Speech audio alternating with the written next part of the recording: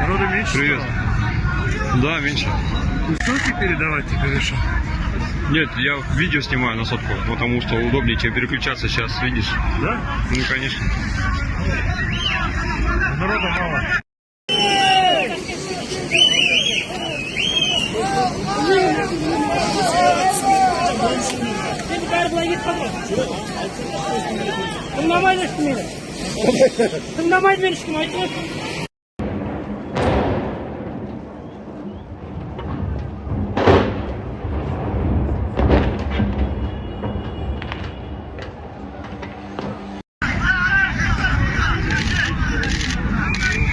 Народу меньше? Привет. Стало? Да, меньше.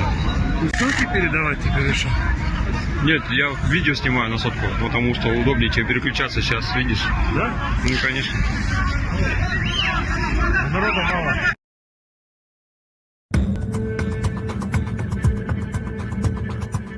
برنامه سیاسی و تحلیلی دیدگاه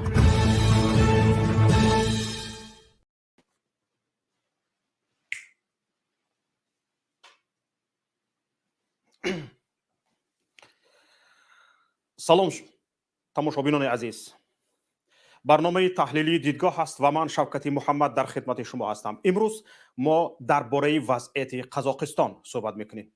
3 روز آخر کل قزاقستان پهناور به یک صحنه اعتراضات مردم تبدیل شده است. ده هزار نفر به کوچه ها ریختند و تصمیم دارند به حکمرانی 30 ساله نورسلطان نظربایف که خود را ایلبسی یا پیشوای ملت نیز اعلان کرده است خاتمه دهند.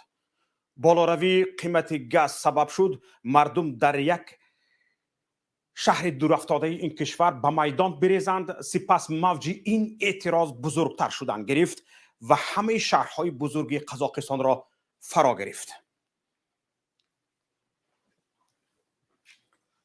حالا با وجود مقابله پلیس و نیروهای دیگری نظامی موج اعتراضات بزرگتر شدن دارد و مخالفین از براندازی حکومت و تشکیل حکومت نو سخن میگویند. یکی از مخالفین معروف این کشور مختار ابلیازوف که جانبدار تصرف بناهای حکومت هم هست شروع به شرح دادن درباره حکومت آینده این کشور کرده است. ابلیازوف در مراجعتش به مردم گفت که کوشش کنند بناهای حکومت را بدون تخریب کاری به دست آورند. او تاکید کرد که به دست گرفتن بناهای حکومت تغییر آسایشته حکومت است. در همین حال تظاهرگران هم بناهای حکومت را به تصرف می درآورند. قبلا از به دست اعتراضگران گذاشتن بناهای حکومت در شهر المعاتا و اکتوبه خبر رسیده بود. حالا از درگیری پلیس با تظاهرگران در اطراف این بنا گزارش می شود و معلوم نیست بنا در دست کی قرار دارد. تماشابینان عزیز، همچنین از حمله تظاهرگران به بناهای دیگری حکومت شهرها گزارش می شود.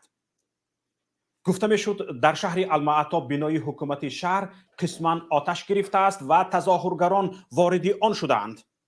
رهبران مخالفین قزاق از مردم تقاضا کردند دست به تخریب کاری نزنند. حالا در قزاقستان اینترنت سر تا سر قطع شده است و گزارش ها با ندرت به رسانه ها راه می‌یابند. وضع در بیشتر شهرهای قزاقستان معلوم نیست و گزارش خیلی کم به رسانه ها راه می‌یابد. همچنین از به جانب مردم گذاشتن نیروهای زودعملی آمان در المعاتا و اکتوبه گزارش می شود. سرور مخالفین ابلیازوف از نیروهای دیگری قدرتی هم خواست به جانب مردم گذارند. ابلیازوف گفت که امکان دارد در نورسلطان پایتخت قزاقستان حکومت از نیروی ارتش کار میگیرد. بنابراین به مردم مراجعت کرد و گفت که در ارتش فرزندان و نبیرگان شما خدمت میکنند. از آنها بخواهید به مردم آسایشته وارد خشونت نشوند. در ان همین حال گزارش ها حاکی از آنند که شهرها از تخریبکاری خالی نیستند. گفته می شود 120 ماشین از جمله 33 ماشین یاری تعجیلی و سوختار نشان ها آتش زده شدهاند. 120 مغازه و مرکزهای سودا، 180 مؤسسه خوراکی عمومی، قریب 100 دفتر و اداره ها ضرر دیدند. مقامات قزاق تظاهرگران را افراطگرا عنوان کردند. قنات تایمردینوف کماندانت المعاتا به خبرگزاری کنگری نیوز گفته است که گروه های افراطگرا در شهر فعالتر شده اند. به گفته تایمردینوف 500 نفر از دست تظاهر کنندگان مورد لطوکوب قرار گرفتند.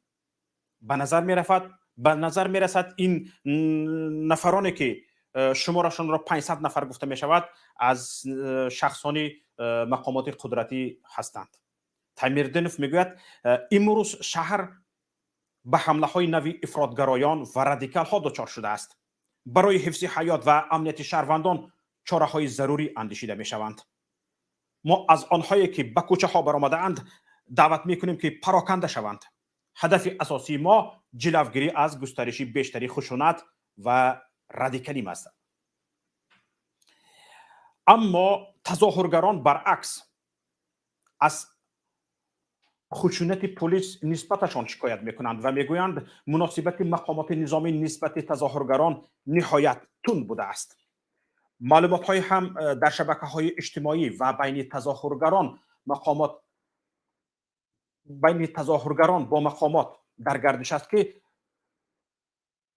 مقامات انتظامی چند نفر را به قتل رساندند.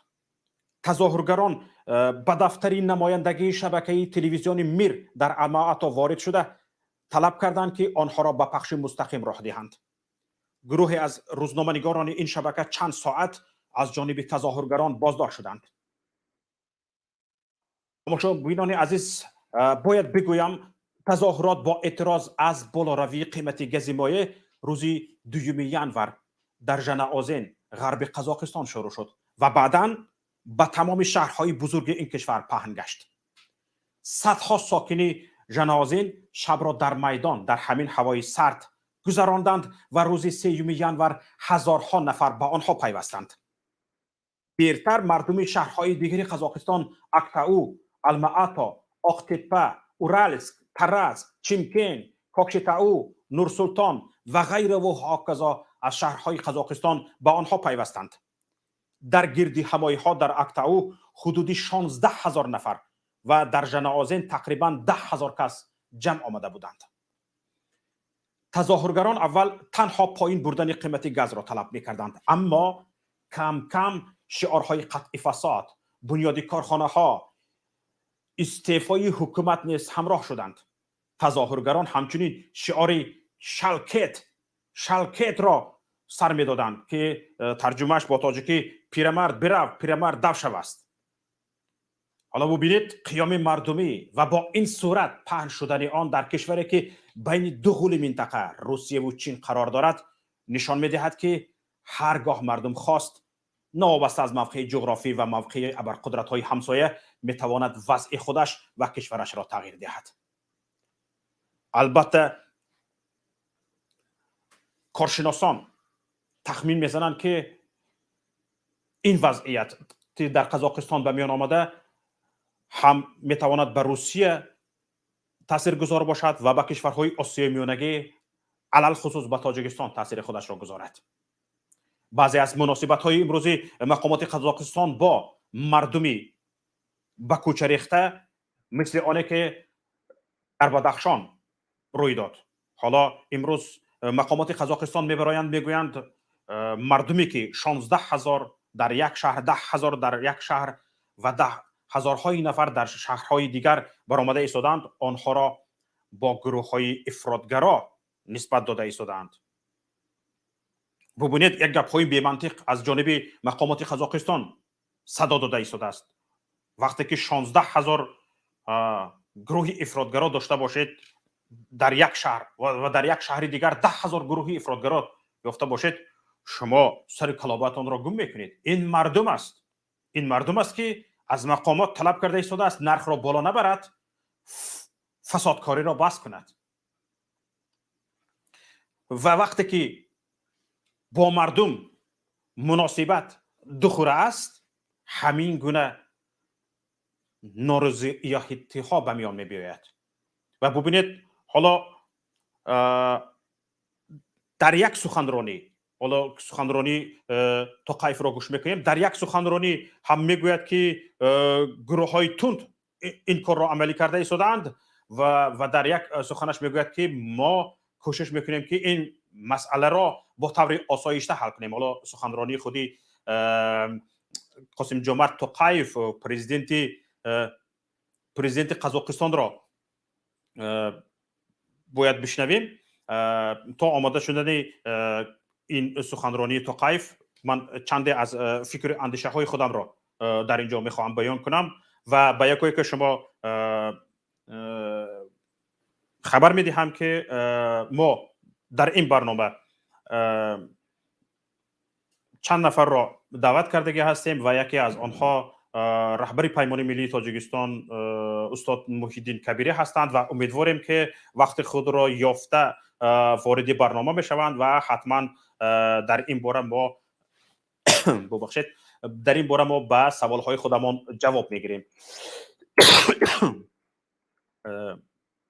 معذرت میخواهم، چندی از سوال های خودم را من اگر شرکت کنند نصیب باشد به رهبر پیمان ملی تاجیکستان میدهم و انشالله فرصت که شد هر کسی که در این باره میخواهد به سوال های خود جواب گیرد میتواند سوال دهد. ما این فرصت را به تماشابینان خود میدهیم و کالا نفرانی که وارد استودیو شدند تا این لحظه یکایک شما را خوش آمدید میگویم و می توانیم از حال حاضر سر کنیم. فقط پیش از آن که صحبت با شما را سر کنیم و بعضی از گفتنی هایم را من بگویم، سخنرانی قاسم جمعت توقیف را گوش میکنیم. vatandaşlar, qadrli ağayın, اینجا خواهش میکنم این را بگیرید. به زبان روسی گپ زدگی وجود دارد، به زبان روسیش رو دریافت کنید تا اینکه مردم بفهمند. ببینید حالا سخنرانی توقیف را در همینجا میبینید، گوش میکنید. اینجا توقیف یک سخنش به من معقول شد، گفت که چه حالی که به سر نبیاید در قزاقستان، من قزاقستان را ترک کردنی نیستم، یعنی در جای کارم باقی میمونم. اگر یادتون باشد وقتی که در بدخشان مردم تظاهرات کردن، رئیس جمهوری تاجیکستان امامعلی رحمان، یادتون نرفته باشد اگر، در حال تاجیکستان را ترک کرد و گویا که در تاجیکستان هیچ حادثه روی نداده ایستاده است. به ترکمنستان رفته بود. به ترکمنستان به یک اجلاسی که اینقدر اهمیت ندارد سفر کرده بود، به یک جلسه که به یک نشسته که اینقدر اهمیت ندارد برای خصوصا تاجیکستان و مناسبت های بین ترکمنستان و تاجیکستان و مناسبت های منطقوی، با اونجا سفر کرده بود. یک 2 روز گم شده آمد. اما قاسم جمعت توقیف گفت که هر حالتی که به سر نبیاید من اینجا میمانم و در خدمت مردم خواهم بود و اگر تظاهرگران میخواهند همین مسئله را به طور آسایشته حل کنند، من با آنها به مذاکره خواهم برآمد. یعنی خودی رئیس جمهور حرف زده شده است. اما وقتی که در بدخشان تظاهرات میشد، رئیس جمهور گم شد، از تاجیکستان برآمد رفت، گم شد. حالا اگر تظاهرات مردمی که به تظاهرات برآمده بودند در تاجیکستان اگر به میز مذاکره نمی نشستند و در دیگر شهرهای تاجیکستان اگر تظاهرات به میان می آمد، شاید امامعلی رحمان دیگر به تاجیکستان بر نمی گشت. اما حرفای قاسم جمعت توقیف این بودند که به هر حال در قزاقستان میماند، در همون شهر نورسلطان میماند و کارش را ادامه میدهد. حالا گوش کنید. В нашем любимом городе происходят массовые нападения на сотрудников правопорядка. Среди них есть убитые и раненые. Толпы бандитствующих элементов избивают военнослужащих, издеваются над ними, голыми водят по улицам, подвергают насилию женщин, грабят магазины. Обстановка угрожает безопасности всех жителей Алматы, и это терпеть нельзя. Помимо Алматы, обстановка накалилась и в некоторых других областных центрах, в связи с чем в ряде регионов мною введено чрезвычайное положение. Это необходимая мера. Как президент я обязан защищать безопасность и спокойствие наших граждан, беспокоиться о целостности Казахстана. Принятые мною меры нацелены на благополучие многонационального Казахстана. Но эти меры пока недостаточны. Обращает на себя внимание высокая организованность хулиганствующих элементов. Это свидетельствует о тщательно продуманном плане действий заговорщиков, которые мотивированы финансово. Именно заговорщиков. Поэтому, как глава государства и с сегодняшнего дня председатель Совета Безопасности намерен действовать максимально жестко. Это вопрос безопасности наших граждан, которые обращаются с многочисленными просьбами ко мне защитить их жизнь и жизнь их семей. Это вопрос и безопасности нашего государства. Уверен, народ меня поддержит. Что бы ни было, я буду находиться в столице.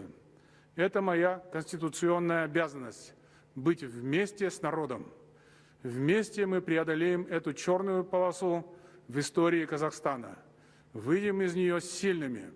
В скором времени я выступлю с новыми предложениями по политической трансформации Казахстана. Я остаюсь на прежней позиции последовательных реформ. Хотел бы особо поблагодарить сотрудников правоохранительных органов и военнослужащих. Они приняли на себя удар воинствующих группировок и, к сожалению, несут потери. Выражаю их семьям искренние соболезнования и сочувствие. Құрметті достар, башыңызға шын жүрек. حالا ببینید به هر حال رهبری حکومت است. نگفته ای شده است که ما مردم را سرکوب کردیم، زدیم، کوفتیم، به سر مردم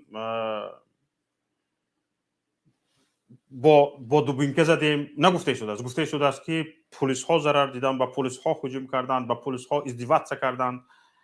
همین ها را گفته شده است. اما همین روز من از настоящее время тамошо кардам як хонум бо номи Асия Тулисова ки як фаъоли ҷомеаи шаҳрвандӣ аст боздошт мешавад шоми дирӯз ва то ҳамин рӯз соати 10 дар боздоштгоҳ мемонад. бениҳоят сахт ва бениҳоят бераҳмона ба тазоҳургарон пулис муносибат кардааст. اما در این خانم گفت که وقتی که به بازداشتگاه بردن اکثرشان از ماها عذر میپرسیدند، میگفتند که این مناسبتی که ما با شما کرده ایستادیم این فرمان است که ما همین خیلی مناسبت کنیم، همه فرمان از بالا است.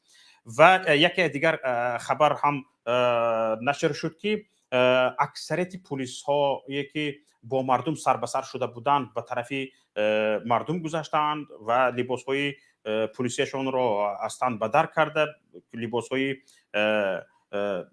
یعنی عادی پوشیده به مردم پیوستند و همچنین کارمندان وزارت کارهای داخلی گروه زودعمل امان ها نیز به طرف مردم گذاشتند. این گونه خبرها هم نیز وجود دارد. حالا ببینید یک پارچه از حالتی که در قزاقستان گذشته شده است. اینجا ببینید حالت چه طور است. اکنون تماشابینان عزیز، حالا ما به نوبت شما را گوش میکنیم و فکر اندیشه های شما را گوش میکنیم و همین خیلی برنامه را گرفته برفتن میگیریم. نفر اولین باسمش میدهند. بفرمایید. سلام علیکم برادر شفقت. قرغیزها چی گفتیم ملدیس همین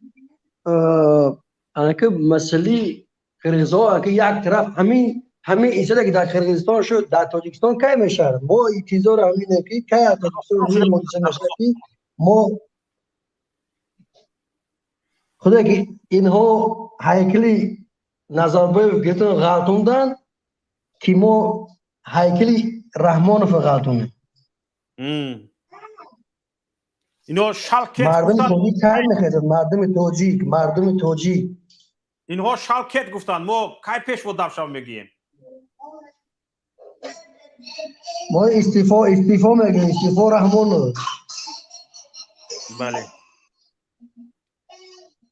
درست است راستم ما انتظارم که کی باشه همین روز در تاجیکستان شود اما رحمانوف پیش همون اسماعیل برو کشال کنن این مسئله که در قزاقستان روی داده ایستاده است خیلی بستگی ها به وضعیت امروزی تاجیکستان هم دارد که انشاءالله در رفت برنامه ذکر میکنیم انشاءالله نصیب باشد یکان گفتنی دیگر دارید برادر خوب سلام باشه یکان چی اینه همه که استعفا رحمانوف تشکر زیاد نفری بعدی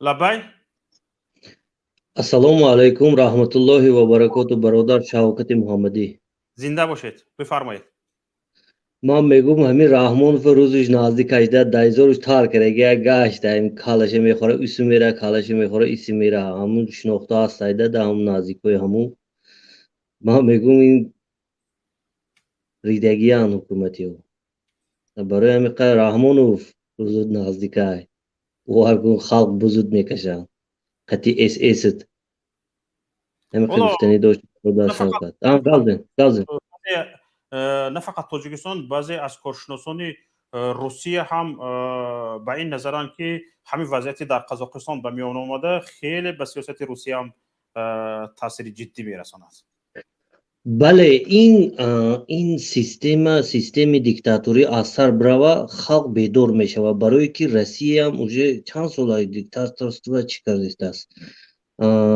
پرزیدنتش دیکتاتورство یعنی برای همین دولتایی که نگاه کنین دیکتاتورство همین وقتای روزهای وزبین آهسته از بین رفته ایستادن معلوم است که خلق уже نمیتونه دیگه تحمل کرده این وزبینی ها را برای که خلق گشنه است خلق تشنه است رحمانوف همون اوبام نشان داد همون اوبام نمیتید برای همین این روز نزدیک رحمانوف هم این آهسته همین ایبان رفتن میگیره همین دیکتاتور رو بعد انشاءالله قزاقستان این و سوی تاجیکستان برادر و برامده نگوین استعفا پاسپورت صورت بگی محمد اقبال در روی کن اشرف در روی کن شما رو پرورکه کنه بعد چی کنیم با سوی تاجیکستان سفر میکنیم که گون که دوای رفتیم میریم باس شیشتن باس علوم میگری روی کنین اور چی کنن فهمان کی هستید کی نیستید آهسته بریم باید سون نداشته باشین بلیتتون گرام میتیا امروزی گفتگیشون پروسه برای روین تمام در تاجیکستان همین اگر ما تو نرویم دائم جشنیم استعفا این نمیشه اگر ما تو نرویم این جوی در جوی شتن نمیشه کمی نمیتونه بوسون یوردن کنه بوسون این همین نگرانیه که همین مردمی که در مهاجرت هستند به تاجیکستان اگر نروند در تاجیکستان یگان دیگرگونی نمیشود همین نگرانی از بین رفته ایستاده است و یک خبرهای خوشی میتوانم برایتون بدهم که مردم در داخل خود تاجیکستان خیلی فعالتر از مردم مهاجر هستند خیلی بله. در معلمان آموزگاران مکتب ها آموزگاران دانشگاه ها کارمندان حکومت ها علاقه خیلی در تماس فعال هستند و حالا ببینید همین روز اگر تحلیلگرانی که وضعیت در قزاقستان را حالا تحلیل کرده ایستادند ببینید همین حالتی که در قزاقستان آمد غیر چشم داشت بود هیچ کس انتظاری نداشت که فقط به خاطر قیمت شدن نرخ گاز مایع اینقدر مردم برمیخیزد و حکومت رو به تکاپو می اندازد اما شد غیر انتظار انا برای همین هم این حالتی که مثلا گریم اگر به تاجیکستان انتقالیابت این حالتی که در قزاقستان هست انتقالیابت از من شما نمیپرسد، از اونهایی که در مهاجرت هستند در دور و نزدیک هستند نمیپرسد. نفرانی که در خود داخل تاجیکستان هستند برای این حکومت امروزه بس است. باور کنید برادر شوکت، همین در درون داخلی در درون تاجیکستان باور کن کامیره نپرسی میگه که بیزارم. باور کن بیزار خلق همین ایجانش سیر شده گیه. این نمی این همین انشاءالله همین سال برداشته میشه و همین نزدیکی همین سال همین نزدیکی ماهای نزدیک انشاءالله برای که خلق اوج ایجانش سیر شده گیه. بس ای بس. سلامت باشید برادر شوکت.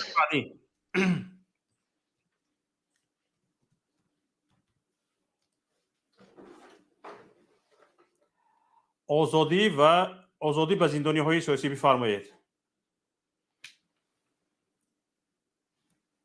هستید؟ میکروفونتون رو فعال کنید بعد گپ زنید. السلام علیکم و رحمت الله و برکاته. برادر شوکت جان خوب صدای من هست؟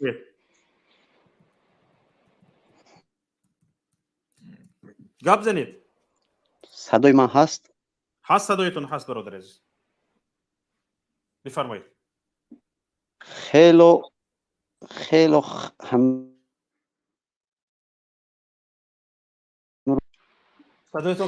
فعال شدن و این یا کاش اینترنت ضعیف باشد یا جای ما که این شمال انقلاب قزاقستان کار با زودتر به وطن ما گشت که اون شمال از داخل تاجیکستان شروع میشد خیلی خوب می بود. این بهار انقلاب زمستان انقلاب ینوری به قزاقستان شروع شد. بعد از قزاقستان کاش تاجیکستان ترکمنستان به ادامه میداد خیلی خوب بود. ببینید که از یکم ینور تمام چیز مواد سوزشواری، مواد خوراک و مواد ساختمانی تمام چیز در وطن ما خیلی نرخش بالا رفته است. خیلی متاسفانه خیلی شرایط بدتر شده است. درست. ما حالیم بله.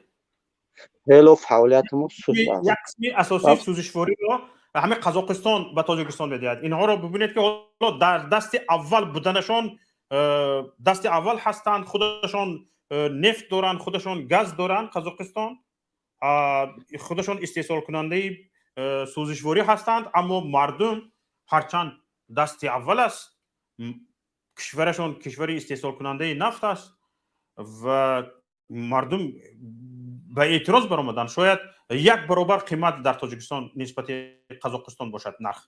اما بله برادر شوکت جان، ببینید که حال اکونومیک قزاقستان جای تامین کار مواد خوراک 1.5-2 برابر از تاجیکستان ارزانتر و شرایط قزاقستان خیلی با خوبتر بهتر نرخ ارزانتر خوراک دست یکم دارن. حتی استحصال گندم قزاقستان خیلی در دنیا در جای نمایان میشد، نه فقط در آسیا میانه و حتی در اتحادیه دولت‌های متحد، حتی در دنیا در جای نمایان میشد در استحصال گندم.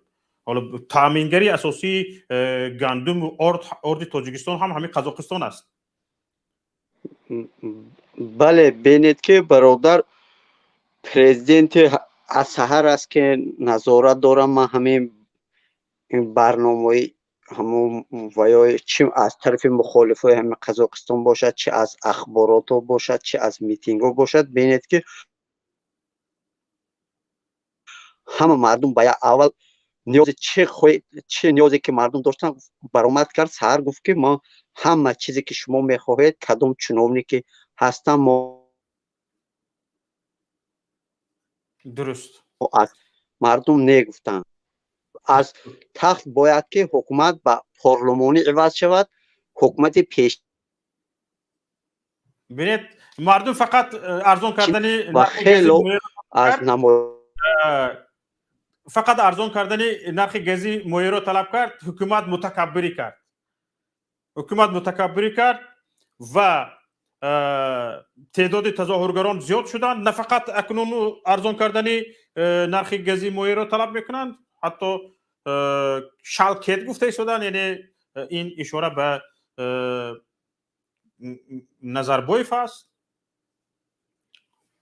کت گفته شدن و یعنی پیرکی دفش هم گفته شدن و حتی ببینید که امروز گفته شدن شما فسادکار هستید. طلبات ها زیاد شده است. هیچ اینها این انتظار رو نداشتند. تشکر زیاد به شما. نفری بعدی رو قبول بکنیم. الو سلام علیکم. و علیکم السلام و رحمت الله. برادر عزیز، واقعی قزاقستان رو پیگیری کرده شدم. از سحر در این چند سال آخر هم گوید تا این درجه خرسند نشدم، برای اینکه این یک موتیواسیا برای دولت‌هایی که تحت قانون‌های دیکتاتوری زندگی میکنند و تحت یک عائله زندگی میکنند با مانند تاجیکستان، یک موتیواسیا کلو میشود. برادر عزیز، از نگاه کنید با همین ریولوسیایی که قزاقستان اول از تظاهرات سر شد، این نرخ گاز و بنزین یک بهونه بود، یک سپیچکا بود.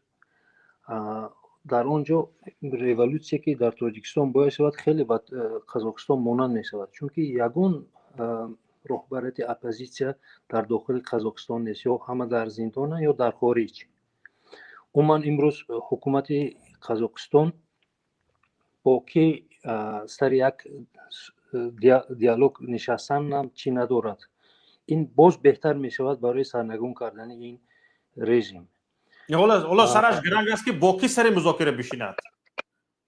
بله، سرش گرنگ است. اکنون مجبور است رهبر مخالفین را دعوت کند به قزاقستان بیا اکنون مذاکره کنیم، بیا این مردم ما با تینج کرده تیگوید.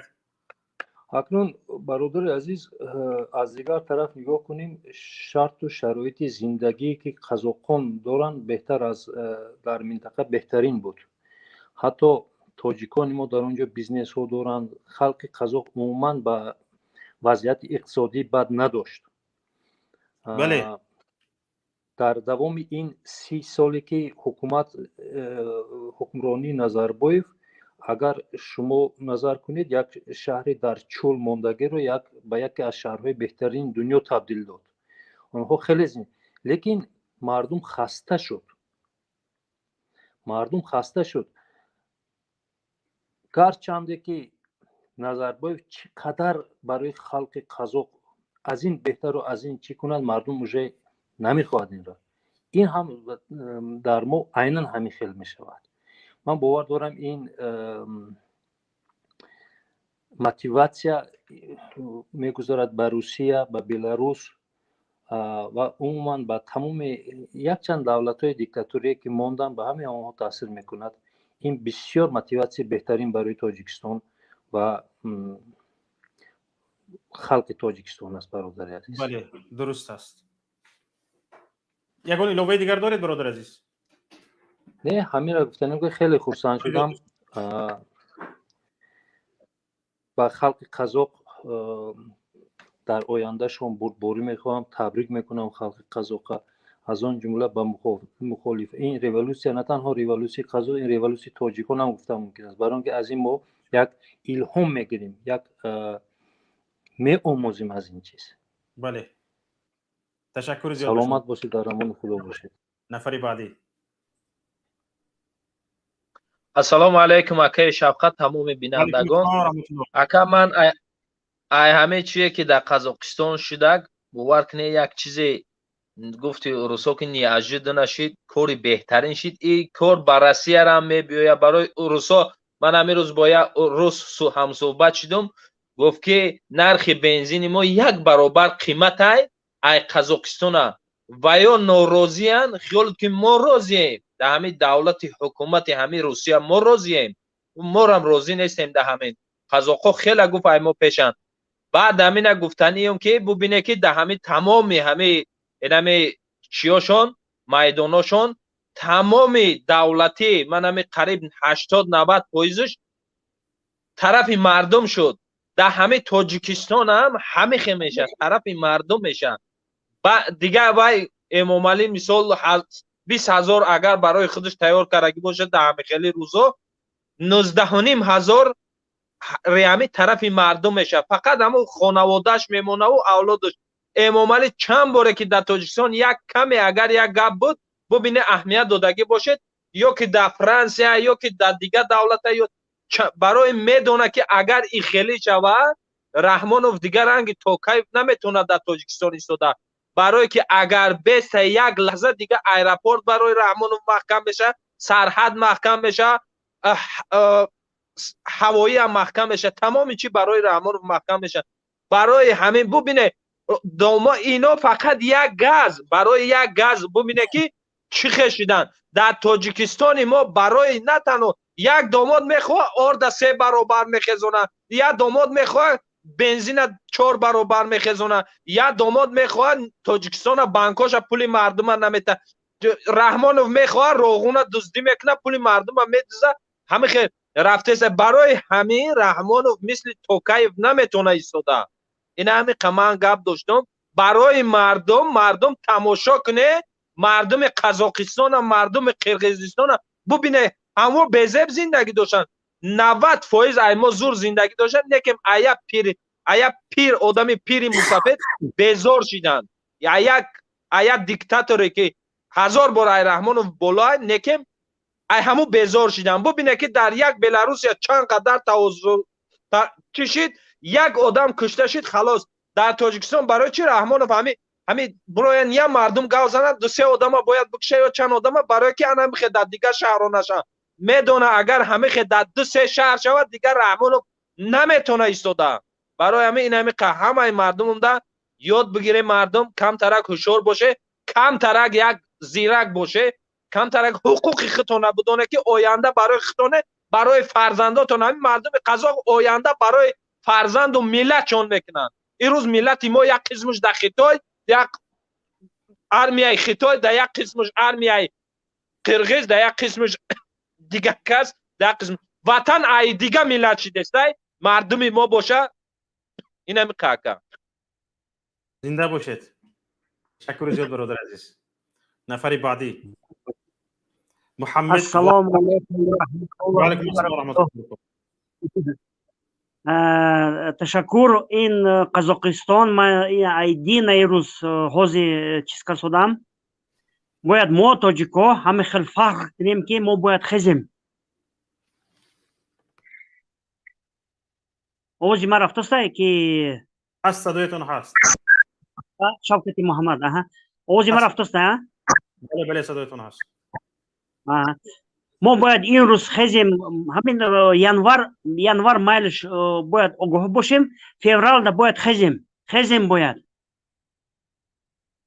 بله انشالله باور نه انشالله باور کنه که من شما کو چندین سال کلونم من عمرم رفتگی اینه که من پیش میرم انشالله انشالله باور کنه من هم خیلی چیزا دیدستم همین کافی دوستم بچه ها همه کسا بله بیا یک جا باور کنه این پدانالاتو دفع کردن در کره باور کنه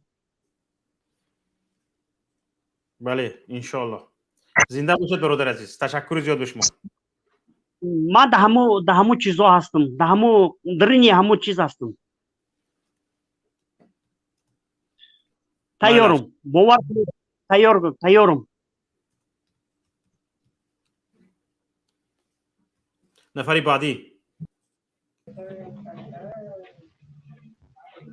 السلام علیکم و رحمت الله و علیکم السلام و رحمت الله و برکاته برادران انشاءالله این روزها به سر ما هم میآید انشاءالله مردم که وقتی خستید از این کارهای قزاق ها یاد بگیرید. فقط ما نباید که زدانی ها رو سوزونیم، ماشین ها رو سوزونیم، چون که این همش از بودجت دولت، از کیسه مردم است. ما باید این کارهای بد رو نکنیم. ما از این خیزش قزاقستان ها باید یک خوبی هاشون رو گیریم، نه که بدی ها رو، این کارها رو نکنیم. از من دیده استادم که خیلی ماشین ها رو سوزانده استادن، زدانی ها رو سوزانده استادن. این کارها رو باید که ما نکنیم، چون که این همش از پول ملت و از پول مردم کمبغل ساخته شده است. بله. حالا ببینید بعضی از خبرهای هم وجود دارند که از قزاقستان رسیده ایستادند که بیشتر مغازه ها از طرف گماشته های مقامات تخریب شده ایستادند و با فرمایش مقامات تخریب شده ایستادند تا اینکه نشان دهند که این مردمی که به تظاهرات برآمده‌اند این گونه کارهای تخریب کاری را انجام داده ایستادند. وقتی که ما خواستیم انشالله همین چیزهایی که دیدیم، کسی که میسوزونه چیزها رو یا اینکه دزدی میکند مغازه ها رو، باید که پیش این راه ها را گرفت. به احساسات نباید که ما داده شویم. بله، تشکر زیاد. سلامت باشید. زنده باشید. حالا با برنامه ما رهبری پیمان ملی تاجیکستان استاد محیدین کبیری وارد شدند. استاد را با برنامه خوش آمدید میگوییم. خوش آمدید استاد عزیز با برنامه. سلامت باشید برادر شوکت جان. زنده باشید. حالا از وضعیت قزاقستان که با خبر هستید، من پیش از آن که یک چند سوال های خودم را بدهم و به تماشابینانم اجازه بدهم که به شما چند سوال داده باشند. میخوام سراول طول چند دقیقه فکر خودتون را بشنویم که شاید به سوال ما نیاز نموند و بعضی از سوال های ما. خب، به نام خداوند بخشنده و مهربان، تشکر با شما برای دعوت و واقعا هم بسیار موضوع مهمی را امروز شما بحث و بررسی کرده ایستاده. آنچه که در قزاقستان این ساعتها رخ داده ایستاده است، از نگاه من یک حالت طبیعی هست برای آنکه دیر یا زود باید این حالت رخ میداد. حالا میتواند یک سال پیش، یک سال بعد، ولی انیق است که در هیچ کشور امکان ندارد باز اونم در عصر 21 یک خانواده، یک شخص با مدت طولانی رهبری دولت باشد، تمام سرمایه های یک ملت و یک دولت را در اختیار خود جمع کند و این انتظاری هم داشته باشد که ملت و مردم او را تا آخر تحمل خواهند کرد. و بعضی ها بین عصر 21 و عصرهای میانه، عصرهای دنیای قدیم آمیخته کردند. خودشان در عصر 21 زندگی میکنند، اما تفکر و فهمیششون، دولتداریشون در عصرهای میانه و عصرهای قدیم است. و مثلا فکر میکنم که اگر دیناستی چین در خیتای 700 سال حکمرانی کرد، دیناستی عثمانی ها در ترکیه 600 سال حکمرانی کرد، یا فلان فرعون دیناستیش، خانوادهش طول 100 سالها حاکمیت کردن، در روسیه مثلا خاندان رومانوف 100 سالها حاکمیت کردن. سوال میگرد به خودش که من چه کمبودی دارم که مثلا خانواده نظربایف در قزاقستان، امام علی رحمان در تاجیکستان مثلا 100 سال از پدر به پسر، از پسر به نبیره نگذرد. اما اینا چند عامل رو نادیده میگیرن. یکی از همین که عصر 21 است، عصر تکنولوژی هست، پیشرفت است و از همه مهمش دیگر انسان عصر میانه نیست که داشتن یک پیشوا را تحمل کنند، چون برای یک قزاق آگاه، برای یک مثلا قرقیز بیدار و حتی برای یک تاجیک خودشناس هم پیشوا، البسی، ترکمنباشی یا کدام امیر و خان و کنیز دیگر لازم نیست و این را تحقیر میشمارند، تحقیر ملت، تحقیر شخصیت خودش. بنابر همین من موافقم با تحلیلگران. پیشترم حالا چند دقیقه پیش من صحبت سابق سروزیر قزاقستان کژگیلدین را تماشا میکردم. ایشان هم دقیقا همین نظرهای مرا، تحلیلهای مرا گفت که یعنی دیر یا زود این کار باید در قزاقستان صورت میگرفت و از نگاه من هم یک امر طبیعی هست. مردم قزاق دیگر خسته شد، مردم قزاق نیاز به آزادی دارد. ببینید قزاقستان از لحاظ اقتصادی و دخل یا درآمد سر اهالی در سابق شوروی گاه جای یکم گاه جای دیوم است. یعنی که یک شهروند، یک انسان درآمد سالانه‌اش رو با حساب دلار اگر حساب کرده شود در قزاقستان بالاترین سطح داره. ما از اوکراین، گرجستان، مالداو یا حتی از روسیه هم بغیر از مسکو از دیگر منطقه‌های روسیه هم قزاقستان در عموم پیشتر است، چه رسد به تاجیکستان و به قرقیزستان و دیگر کشورهای آسیای مرکزی. ولی شاید سوال با وجود بیاد که به مردم قزاق چی نمیرسید که دست به تظاهرات زده ایستادن و مثلا نرخ گاز، حالا که از ارزانترین در جهان هست در قزاقستان، از 50 تین، حالا نمیدونم پول قزاقی چی است، یک برابر بیشتر شده است، در صورتی که در تاجیکستان هم نرخ بنزین و سوزشواری و اینترنت از همه گرانترین است. یعنی مردم قزاق اینقدر پول و درآمد دارن که حتی همین بالاروی نرخ هم تحمل کنن و بازم از تاجیکان، از دیگر ملت ها بهتر زندگی کنن. و شاید سوال مانده شد که چی نمیرسید به مردم قزاق این کارا کردن.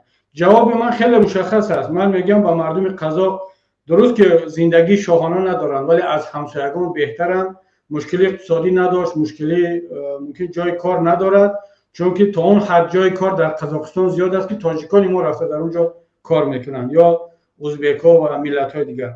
آن چیزی که به ملت قزاق نمیرسید و آن را میخواهد به دست بیارد این آزادی هست و دویمش تحقیر شدن یا آزادی از این تحقیر ملی که داشتن یک البسی یا پیشوا برای ملت چون قزاق خیلی تحقیرآمیز است و آنها میخوان از همین مصیبت یا مشکلی خود را برهانند و همچنین یک ملت معاصر، ملت زمانه‌ای زندگی کنند. اما سوال اساسی این است که آیا آنها واقعا به این موفق میشوند یا نه؟ اگر حکومت قزاقستان، اگر الیت قزاقستان عقل و درایت داشته باشد باید درک کند که ملت قزاق دیگر اون ملت پیشینه نیست و نمیشود با ترس و با زوراوری پیش روی او را گرفت. اگر زوراوری کرد حکومت احتمال دارد که متاسفانه یک بدبختی و یک نزاع مسلحانه هم در داخل قزاقستان رخ بدهد. تشکر زیاد استاد. اولین سوال من به شما این است که اندیشه شما درباره این که همین وضعیت که در قزاقستان به میان آمد به تاجیکستان ما چه تاثیراتی دارد؟ 100% این تاثیر دارد. من فکر میکنم که از حادثه های بلاروس و اوکراین و ارمنستان و دیگر دیده حادثه های قزاقستان به ما تاثیر بیشتر خواهد داشت. حتی از حادثه های قرقیزستان هم، برای اینکه در قرقیزستان پیشوا وجود نداشت، یعنی یک مقام یا اینستیتوت پیشوایی وجود نداشت. همه پرزیدنت های قرقیزستان پرزیدنت معمولی بودن که 3 سال 4 سال می ایستادن یا برای انتخابات یا برای انقلاب از قدرت دور میشوند. اما شباهت تاجیکستان با قزاقستان در آن است که در هر دو کشور اینستیتوت یا نهاد پیشوا وجود دارد، یعنی لیدر ناتسی و به زبان قزاقی البسی، به زبان تاجیکی پیشوا، که دقیقاً این نسخه برداری از یکدیگر هست و تمام اون صلاحیت هایی که نظربایف داشت امامعلی رحمان دارد و حتی شاید امامعلی رحمان باز صلاحیت های بیشتر دارد. همون نظام حاکمیتی که در قزاقستان بود که خانواده در اختیار خود سرمایه اصلی حکومت و دولت رو در اختیار داشت، در تاجیکستان وضعیت چند برابر بدتر است.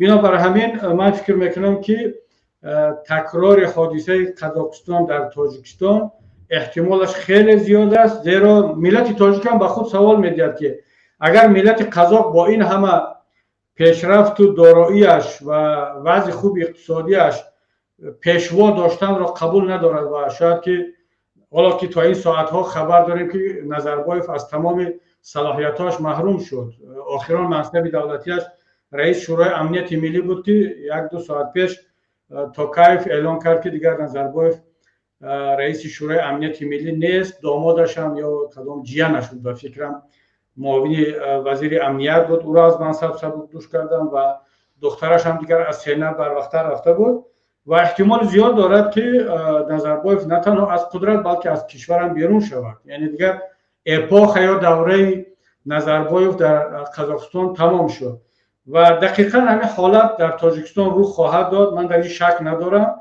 بازم خیلی که برای قزاقستان این سوال مسئله وقت بود. هیچ کس پیش بینی نمیکرد که در کدام ماه می شود و بالا رفتن نرخ گاز یک بهانه بود و در تاجیکستان هم این مسئله وقت است و حالا هر چیز میتواند بهانه شود.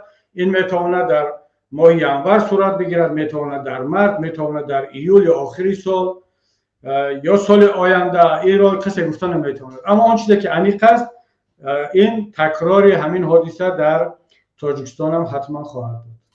حالا من یک چیز را از شما همچون یک سیاستمدار پرسیدنی هستم.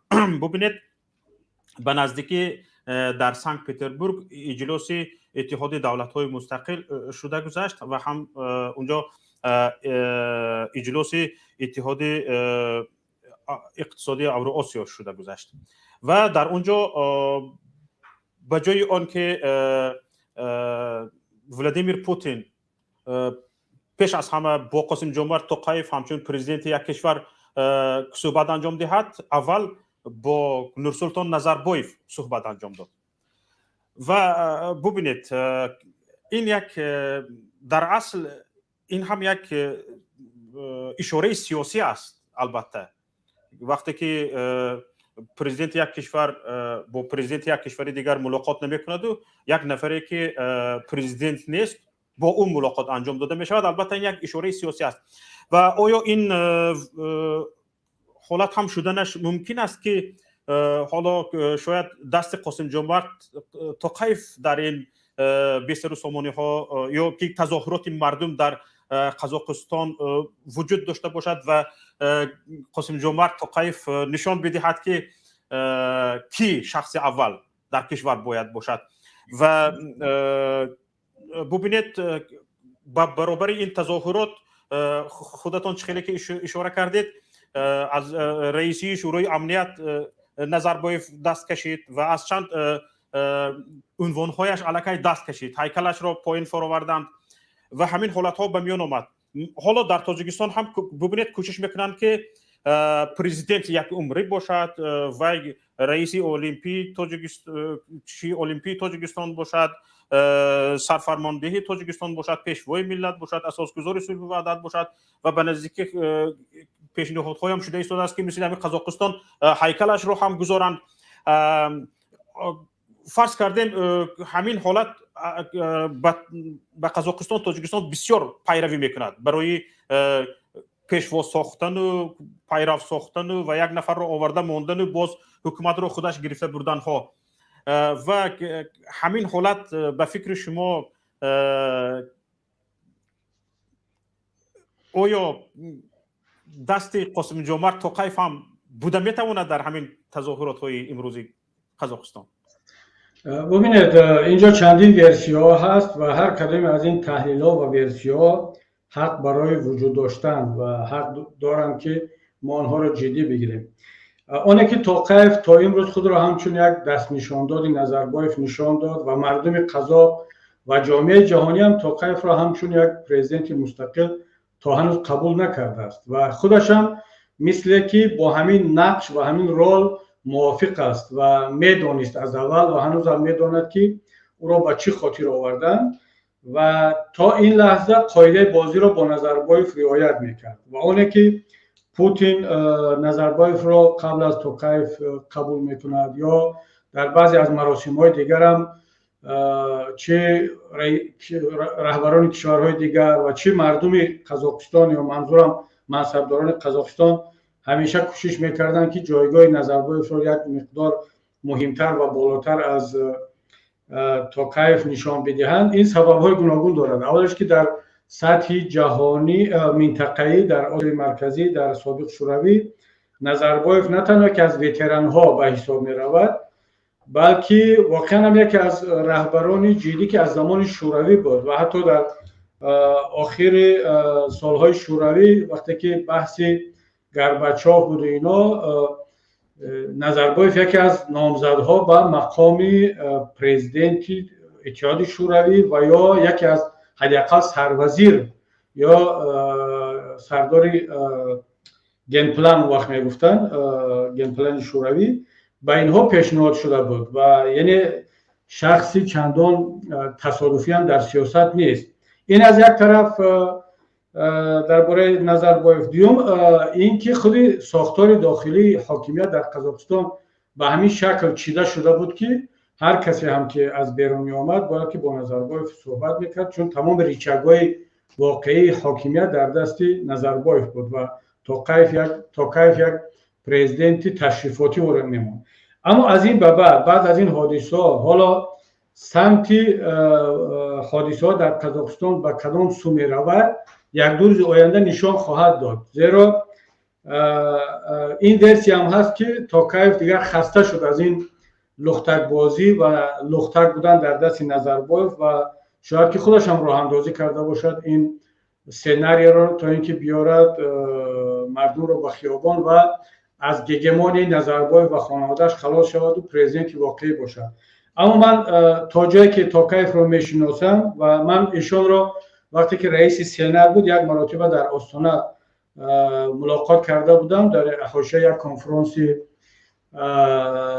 байналмилалӣ ва эшон ҳам аз оппозитсияи Тоҷикистон бахусус аз устоди марҳум Саидабдуллои Нурӣ бисёр ба некӣ ёд кард дар суҳбат бо ман ва яъне як инсони як дипломати бисёр хуб аст ва қаблан ҳам вазири умури хориҷаи Қазоқистон буд. ҳамчун як дипломат, як чиновник, як бюрократ одами баде нест, аммо шахсият нест. агар дар ин солҳои як соли ахир ки президент буд табдил ба як шахсият ва шахсияти қавӣ нашуда бошад ман хабар надорам, аммо он шинохте ки то ин вақт аз эшон доштам ва Назарбоев ҳам ба ҳамин хотир ӯро интихоб карда буд ки як одами гапшунав ҳаст, мустақил нест ва амбитсияҳои калон надорад ва метавон ӯро мудирият кард аз паси парда. бинобар ҳамин ман шахсан чандон тарафдори ин версия нестам ки ин кори дасти Токаев буд вале ӯ агар ҳушёрӣ кунад ва бо раҳбарияти оппозитсион ва эътирозгарон гуфтушуниди ҷиддӣ кунад ва онҳоро розӣ кунонад, метавонад вазъиятро ба нафъи худаш ва ба нафъи ҳифзи қудраташ дар Қазоқистон истифода кунад, ҳокимияти Назарбоевро пурра решакан кунад аз Қазоқистон ва як реформаи ҷиддиро дар Қазоқистон оғоз кунад ки дар он мардуми қазоқ эҳсоси озодӣ, каромат ва пирӯзӣ карда бошанд. дар сурати ғайр риски хеле бузург аст, ҳатто агар худи Токаев ҳам ин сценариро роҳандозӣ карда бошад, натиҷааш ҳамон мешавад ки аз қудрат баъд аз Назарбоев ӯ ҳам хоҳад рафт. ҳоло бубинед чӣ хеле ки ишора кардам дар Тоҷикистон умуман дар сиёсати Тоҷикистон бештар ба ҳамин сиёсатҳои Қазоқистон пайравӣ карданҳо ба назар мерасад, ба мушоҳида мерасад. ҳоло ҳамин сиёсате ки дар як ҳукумат ду нафар раҳбар бошанд ва яке вазнаш баландтар бошад, яке вазнаш камтар бошад, ҳоло дар Тоҷикистон ҳам ба ҳамин рӯ оварда истоданд ва оне ки дар Қазоқистон ин дар амал пиёда шуд ва натиҷаашро имрӯз дида истодем. ҳоло нафароне ки ин тарзи ҳукуматдориро мехоҳанд дар Тоҷикистон пиёда кунанд, ба онҳо ҳамин ҳолати имрӯзаи Қазоқистон ба миён омада оё дарс намешуда бошад ва стратегияи худро барои дигар кардан рӯ намеоварда бошанд? дақиқан ҳамин тавр дар Тоҷикистон ҳам аз тарафи Эмомалӣ Раҳмон тарроҳӣ шуда буд ва вақте ки мақоми пешворо ба худаш гирифт, нияташ ин буд ки яке аз фарзандон эҳтимоли зиёд Рустами Эмомалиро ба сари қудрат биёрад ҳамчун президент, вале худаш ҳамчун пешво ки тибқи конститутсия ва қонун дар бораи пешво салоҳиятҳои бешумор дорад, мисли Элбасӣ, худаш аз паси парда идора кунад. вале бо фарқ аз Токаев ки ҳам таҷрибаи давлатдорӣ дошт, ҳам худаш суханвари бад нест ва як инсони босавод ҳам ҳаст. мушкили Эмомалӣ Раҳмон дар ҳамин аст ки дар наздиктарин афродаш чунин шахсият надорад. аввалаш ин ки Эмомалӣ Раҳмон берун аз хонаводааш, оилааш ба ҳеҷ кас бовар надорад. یعنی حالا مثلا نظربایف اگر نفر مثل توکایف داشت، پوتین نفر مثل مدودف داشت و هستند دیگر پرزیدنت ها که یک دوست صادق، یک همکار، یک کسی را داشته باشند. امام علی رحمان دوستی صادق در سیاست ندارد، یا دشمن دارد یا خدمتگار. کسانی که تا امروز در همراه او بودند، در پهلویش بودند، با او مثل خدمتگار خدمت کردند، البته در اول نه ولی حداقل در 10-15 سال اخیر، و قوی ترین شخصیت هایی در اطرافش بوده را هم از صحنه دور کرد، یا زندانی یا نابود یا بر نفقه فرستاد یا شانتاژ کرد که دیگر اونها قابل عمل نیستند، از طرز کاری کردن نمیتوانند. و تنها میماند خانواده که در داخل خانواده شخصیتی بسیار هم چهره شناخته خاریزماتیک و قوی ندارد و این مشکل امام علی رحمان است. بنابر همین او این اپراسیون یا عملیات وارث را به تاخیر انداخته ایستاده است و حالا جرأت نمیکند که رستم امام علی را به هر وسیله به سر قدرت بیاره یا دخترش را، چون فرزندش را که خودش از ما و شما بهتر میشناسد که چه لیاقت و چه قابلیت ها دارد و بنابر همین در یک حالت بحرانی قرار دارد، مجبور است که خودش تا آخر بیستد، دیگر راه ندارد. اگر حالا هر کسی را به سر قدرت بیارد همچون پرزیدنت و خودش همچون پیشوا بماند، 100% همین تقدیر قزاقستان تکرار خواهد شد، حتی بدتر از این، برای آنکه توکایف به هر صورت باز هم تجربه داشت و هم امکانات های اقتصادی و اجتماعی حکومت قزاقستان به مراتب از حکومت امام علی رحمان قوی تر هستند. با وجود همین هم نمیتوانند مدیریت کرده. 100% است که ملت تاجیک اون دوایستویناست یا دخورگی در حاکمیت را دیگر اصلا نه تنها تحمل کردن نمیتواند، بلکه خود این سیستم کار نخواهد داد. برای همین من حالا نمیدونم که امام علی رحمان چی فکر خواهد کرد، اما این نکته رو هم بگم که امام علی رحمان از حادثه های قزاقستان و نظربایف اینا عبرت نخواهد گرفت، چون طبیعت امام علی رحمان این است که یا 100% را داشته باشد یا هیچ نداشته باشد. یعنی او طبیعتش تقسیم کردن با ملت با دیگران بودن نیست. وقتی که مجبور شد همون 30% هم داد به اپوزیسیون، همگی 1 سال 2 سال طاقت کرد، بعد 1 سال 2 سال باز همون 30% هم گرفت و باز 100% شد. بنابر همین او یا باید 100% حاکمیت رو داشته باشد یا صفر و از قدرت دور شد.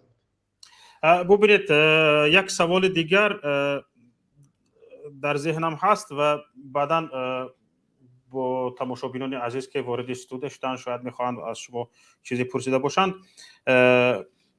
به شما مراجعت میکنم. سوال من این است که بیشتر وقتی که درباره خیزش مردم در تاجیکستان صحبت میشود میگن که خطای نمیموند یا روسیه نمیموند، اگر مردم خیزد روسیه همراه میشود، خطای همراه میشود.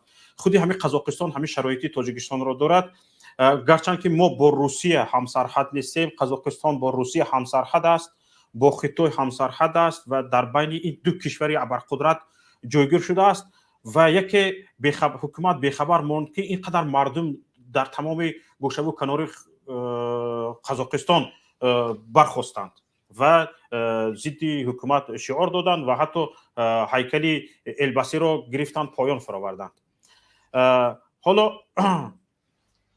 به اندیشه شما همین اندیشه‌ای که در تاجیکستان وجود دارد، در بین مردم تاجیک وجود دارد که همین گونه خیزش را یعنی روسیه پیشگیری میکنه در تاجیکستان برای که امام علی رحمان شخص سرسپرده روسیه است و حتی اگر هم در سنت پترزبورگ به صحبت آنها اهمیت داده باشید، امام علی رحمان از تاجیکستان و از شخص امام علی رحمان همچون چی میگن ورنی دروگ عنوان کرده نام برد و این بسیار حرفی بلند است.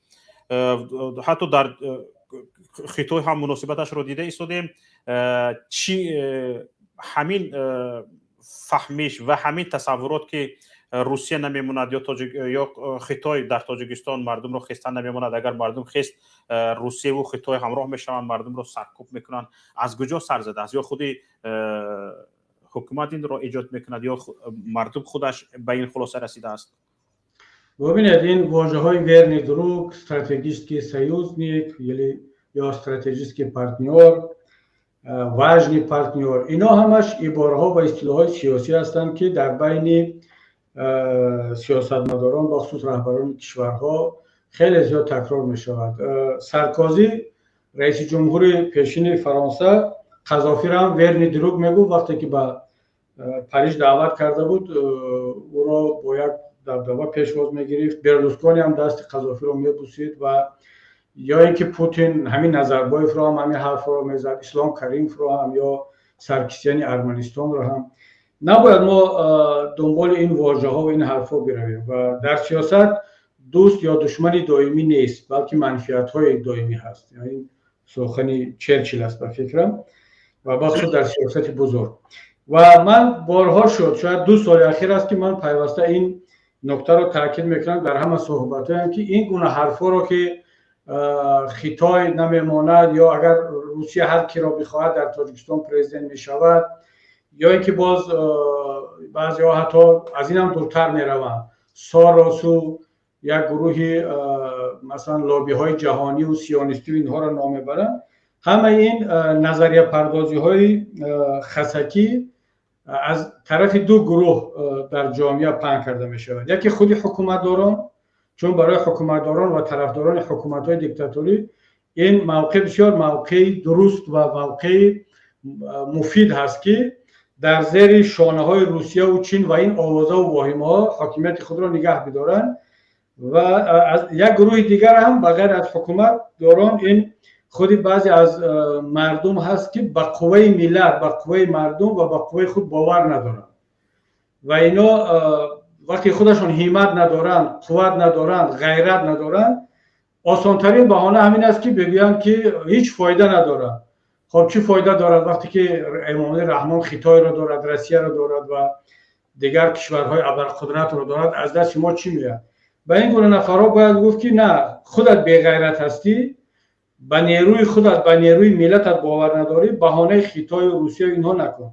من شخصا اعتقاد دارم که نه خطای، نه روسیه، نه هیچ کسی دیگر پیش راه یگان ملت را گرفته نمیتونند. ملت قرقیز 3-4 بار شد پرزیدنت ها رو عوض میکند، مردم قیام میکند. همین پرزیدنت ها هم دوست پوتینن، هم دوست خطای هستند و همکاری دارند. در شانگهای عضو هستند، در اودکب، در اسنگ، اوکراین هم همین خیل، ارمنستان هم همین خیل، گروزی هم همین خیل، خب این اخیراً باز قزاقستان هم همین خیل. و این همه دلیل برای آن است که این سناریو ها، این نظریه ها همش نظریه خسکی و برای آرام کردن و ترساندن مردم است.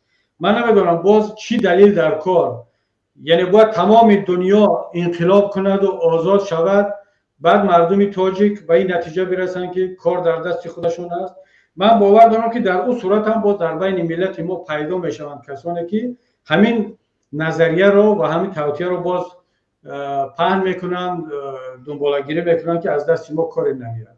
ولی من بر وقت هم گفته بودم، حال هم تکرار میکنم که این نظریه غلط است، اشتباهی است. مهم که ما و شما در میدان وارد شویم، عمل کنیم. انشاءالله که هم کمک خداوند بالای ملت سرازیر خواهد شد و هم این کشورها اعتراف خواهند کرد. اینو نمیتوانند یک ملت بیایند کارهای را انجام بدن. سالهای 90 بعضی اشتباهات از طرف رهبران اپوزیسیون و حکومت آن وقت که در دست نیروهای ملی بود رخ داده بود و اون تجربه کمی دولتداری بود، بعضی اشتباهات بود. من مطمئنم که ملت تاجیک به خصوص رهبران سیاسی امروزه این اشتباهات را تکرار نخواهند کرد و نباید این اشتباهات را تکرار کنند.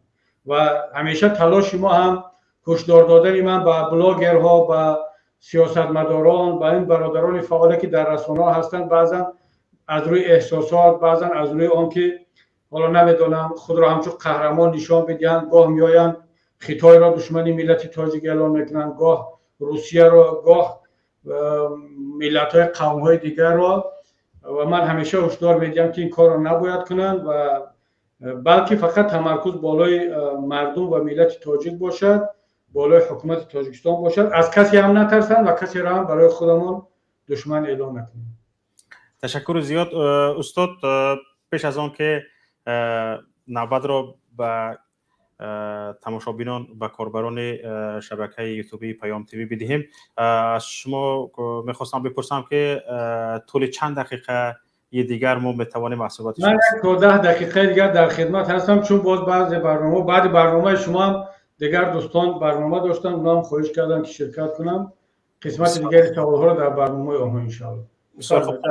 عزیز شنیدیم و کسانی که در نصیبشان هست که به استاد سوال دهند، خواهش میکنم کوتاه مختصر تا اینکه نوبت دیگران هم هرچه بیشتر برسد. بفرمایید. مهاجر بفرمایید. مهاجر هستید؟ نفری بعدی. بودولای هستید؟ بودولای عبدالحی بودگیست. عبدالحی هستید؟ الو نه هستم. سلام علیکم. استاد گوش کن، من با خودت گپ زدگی بودم. من خواستی شما را چی میگم، یک دو برآمد و با زبان روسی کنی با پوتین مراجعت کن که برادر پوتین، این بندیت درون تاجیکستان ما را و همش قطعیش پگاه این ممبران میره و کاربارش میره و سر دولت میره، بعد تاجیک خلق تاجیک ما و شما قطعی بس چگم رفتار میکنه تی حاضر را یاردم شوینی می قطعی آدم را میبره میتیش میبره ترماش مینا میکششو. شما بعد چی فکر میکنه که بعد درفتنی امام علی رحمانوف با تاجیکاش ما دیگه پرزیدنت میشه چه رفتار میکنه؟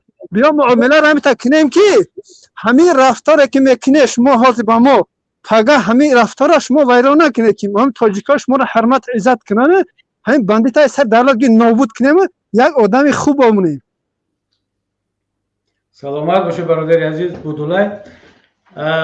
من حالا نمیدونم نام اصلیت چی است، گفتم پیشتر که بودولای قهرمان یک فیلم مشهور زمان شوروی است، فیلم خوبی است. ببینید برادر هیچ ضرورت با خودت همو کامنتر را بگی که از یک کس ایدم میشه گه کامنتر را بگیر یوتیوب اوس کن فقط که من آدم را یا تنج کنم ای خدا یا برحم نابود کنم بعد بگم گپ میزنیم. با خب شاید این با مدیراتورها رفت داشت.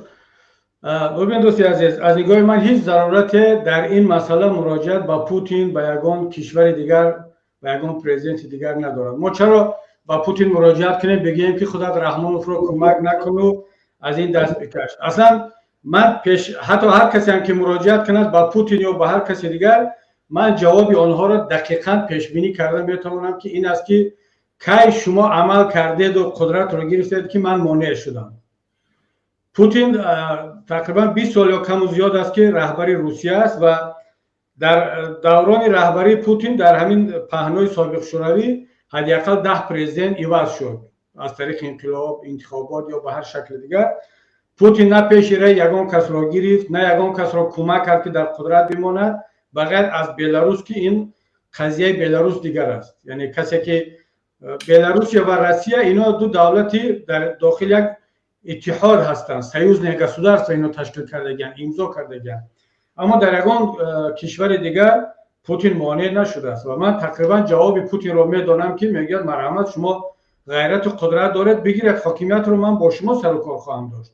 کسی در کدام کشور حاکمیت رو میگیرد ما او رو اعتراف خواهیم کرد. حتی طالبان را که سازمان تروریستی بود از آن جمله در روسیه هم تا امروز سازمان تروریستی اعتراف شده است. وقتی که قدرت رو در افغانستان گرفتن روسیه با اونها همکاری کرده ایستاده است، دعوت کرده ایستاده است و حتی پیشتر از امریکا و دیگران همکاری برقرار کرده است. بنابراین برادر عزیز هیچ ضرورتی برای مراجعت با پوتین نیست، بلکه ما باید یک مراجعت عمومی به همه جهان کنیم، با کشورهای دنیا که ما چی می‌خواهیم، چی نیرو هستیم و آینده تاجیکستان چگونه خواهد بود.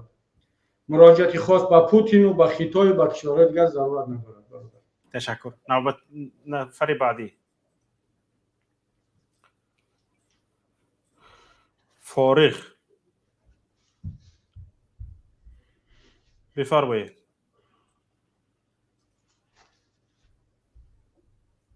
فارغ میکروفونتان فعال نیست. لطفا میکروفونتان رو فعال کنید. نفر بعدی. یتیموف میکروفونتان فعال نیست. بفرمایید. سلام علیکم. با شما آقای شوکت و با استاد معلم کبیری رحمت برای برنامه شما و با زحمت های استاد. من فقط گفتنیم که هم آدمایی را که کلوش دادگه چه داشتگین همون را اعلان میکرده که همون وظیفه خودشون اجرا کنن. برای اون که من یک سخن نوشتم فقط و بین خودشون سازی نغزی پرسیدن چه نگاه نمیکنم. بعضیا سخن قبیح نوشته هستن یا که همون چه رسک نه کامل ننویسن یا که کشودنش همون کلوش دارو اداره ساز کنن. ما یکون گپ خوب میزنیم طرفدارش من گرفتن 4 میموندن. بسیار خوب. سوال ندارد این برادر مثلی. سوال دارید یگان تا؟ نه رحمت کلام برای برنامه‌تون. من پایان داشتم. یک نفر از واتساپ میخواهد سوال تیاد. سلام علیکم. و علیکم السلام و رحمت الله. سوال من با آقای مودی کبیری چنین است برای چی که در همین تاجیکستان تمام قریب که همین مردم چشم دیدن نداره همین پرزیدنت و همه وایش سرکده همین مردمی غرم حتی کلوب وحدت قومی همه نیکی همش هم ترنگ یک مرغ لب میزنن میترسن در یگون مثال یگون وقت بیتین یگون چینده تماما چی نمیکنن هم قطر زدگیش در یک سنگی مثال یگون چی نمیکنن برای چی؟ برادر عزیز من فکر نمیکنم که مردم تاجیک ترسو هست.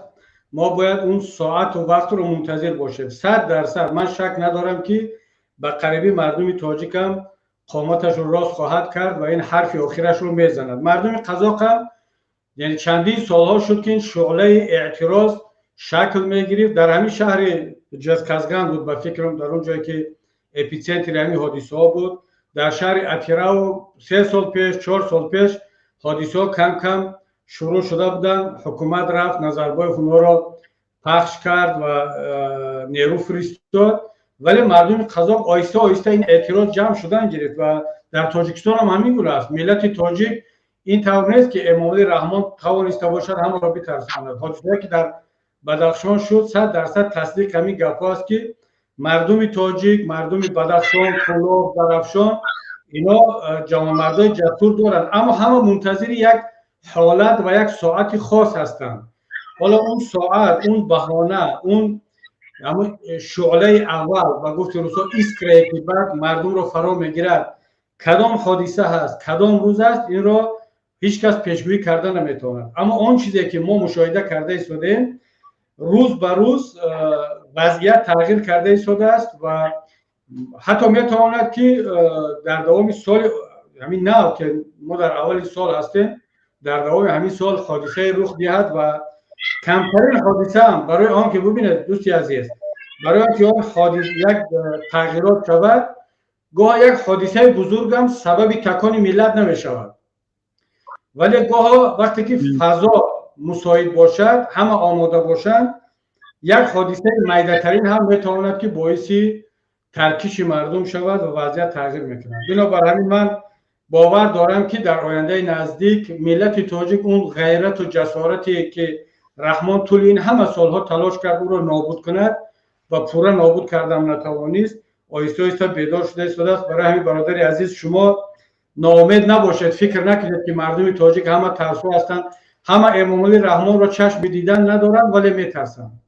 همونی که چشم دیدن ندارند معنی آن را دارد که به زودی منتظر یک حرکت هستند، منتظر یک دعوت هستند و اون نفرت و اون کینه که در این طول 30 سال نسبت این حاکمیت دزد و ظالم جمع شد، حتما در یک روز در شکلی در چهره غیرت، جسارت و ناترسی به صحنه خواهم آمد و بنابراین برادر عزیز ناامید نباش از ملت و نسبت ملت تاجیک بخصوص جوانان غیر تاجیک استفاده این کلمه هایی که ترسو، مرغ یا بی‌غیرت به فکر من جایز نیست، بخصوص در سال 2022 که از نگاه من بسیار یک سال بیداری و سال غیرت ملت تاجیک خواهد بود.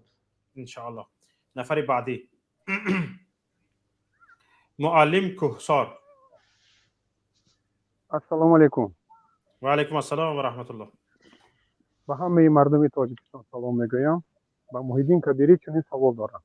آن کس بسیار تجربه کاری سیاسی دارم. در حکومت تاجیکستان بسیار آدم‌ها که شناس هستند.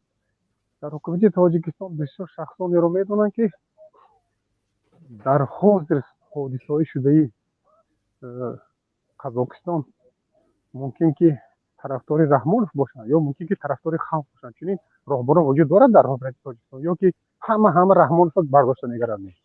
سلامت باشه. سلامت باشی برادر عزیز. بله، من تجربه حالا شما زیاد گفتید. خب به هر صورت 10 سال در پارلمان و 20 سال است که من در سیاست کلان در تاجیکستان هستم و بسیاری از وزیران و وکیلان و گنرال ها اینها را شخصا میشناسم و باور دارم، مطمئنم که حداقل 50% آنها انسان‌های سالم و انسان‌های ملی هستند و در ساعت X، در ساعتی که مردم خست، من شک ندارم که آنها در پهلوی ملت قرار خواهند گرفت. اصلا من به این شک ندارم. بله، اونها طبق وظیفه، طبق مسئولیت تا اون وقت حالا مسئولیت خود را انجام میدهند و باید هم انجام دهند. اما در اون ساعت من باور دارم و میدونم وقتی که ما حالا با همراهی دوستان درباره آن که در روز قیام مردمی کیها در پهلوی ملت قرار خواهند گرفت و کدام جنایتکارها گنرال جنایتکار هست یا وزیر جنایتکار که بر ضد مردم تیر خواهد شد، اینها را ما وقتی تحلیل میکنیم از روی تحلیل های ما 80% کسانی که امروز در حکومت کار میکنن، در مقامات قدرتی کار میکنن، اونها در اون روز با ملت خواهند بود. من در این شک ندارم. بعضی اش رو میشناسم شخصا، بعضی دیگرش رو خب نشناسم، معلومات های زیادی دربارهشون میرسد. بله، یک گروه هستن که اونها جنایت کردن، جنایتکارن و میدونن که با رفتن حکومت رحمانوف آنها باید یا کشور را ترک کنن یا جایشون در کنج زندان خواهد بود، برای آنکه سطح جنایت و عمق جنایت آنها با اون حد زیاد هست که دیگر اونها رو به هیچ وجه سفید کرده نمیشه. اونها دو راه دارن، یا اینکه اول کار مجبور میکنن که اون گنرال ها و وزیران و شخصیت های دیگر در حکومت به جنایت آنها شامل شوند، شریک شوند و آنها را مجبور کنند که اونها علیه مردم تیر بکشایند. زیرا وقتی که شماره زیادی میلیتیانر و کارمندان مقامات و نظامی ها علیه مردم تیر کشادن، در اون صورت دیگر همه دیگر در اون جنایت شریک میشن، مجبور میشن که دیگر دو جبهه تشکیل شود. اما اگر دیدن که بسیاری از کارمندان مقامات و گنرال های دیگر ضد مردم تیر نمیکشایند بلکه میخواهند طرف مردم باشند، در فکر مردم باشند، اونها عقب نشینی خواهند کرد یا به اصطلاح فرار میکنند یا در یک شکل دیگر خلع سلاح میشوند و تقدیرشون به دست مردم میافتند. شما مطمئن باشید برادر عزیز که این گونه افراد را من میشناسم، هستند و ارتباطات شروع شدن با آنها و از همه مهمش من در صحبت قبلی هم گفتم، بازم تکرار میکنم که تقریبا ما 30% حاکمیت آینده تاجیکستان را از حساب همین کادرهای امروزه در نظر داریم که در بدنه حاکمیت امروزه کار میکنن. تشکر استاد. اینجا توسط واتساپ یک پیامک آمده است و گفتند که بشود که طول یک 2-3 دقیقه استاد با زبان روسی و مردم قزاق فکر اندیشه های خودشون رو ابراز میکردن و مراجعتشون رو میکردن که از اونها چی امیدواری دارن. سلامت باشه دوستی عزیز. ما همگی چند دقیقه پیش بیانیه پیمان ملی تاجیکستان با زبان روسی و تاجیکی درباره حادثه‌های قزاقستان نشر شد و ما در اونجا موقع خودمون رو بیان کردیم و دوستان قزاق فرستاده شد و این صبح هم بعضی از دوستان قزاق و قرقیز و ازبک و ترکمن با ما مشورت کردن که یک بیانیه مشترک پخش کرده شود. دیگر کشورها امضا کردن. ما در پیمان ملی تاجیکستان مشورت را دوام داده ایستادیم، شاید که همراه شویم شاید نه، ولی ما بیانیه خودمون رو الکی صادر کردیم و شاید اگر لازم باشد ما یک سخنرانی یا یک پیام مخصوص با زبان روسی آماده میکنم و ارائه خواهم کرد برای مردم قزاقستان و حادثه قزاقستان، شاید که الان در اینجا شرایط مناسب شاید برای نباشد. به یک نفر دیگر با اجازه شما فرصت بدهیم. همون نفری که فارغ با زبان انگلیسی نوشته‌اند. فرمایید. Добрый вечер. Добрый вечер, Шавкат и Мухаммад и господин Кабири.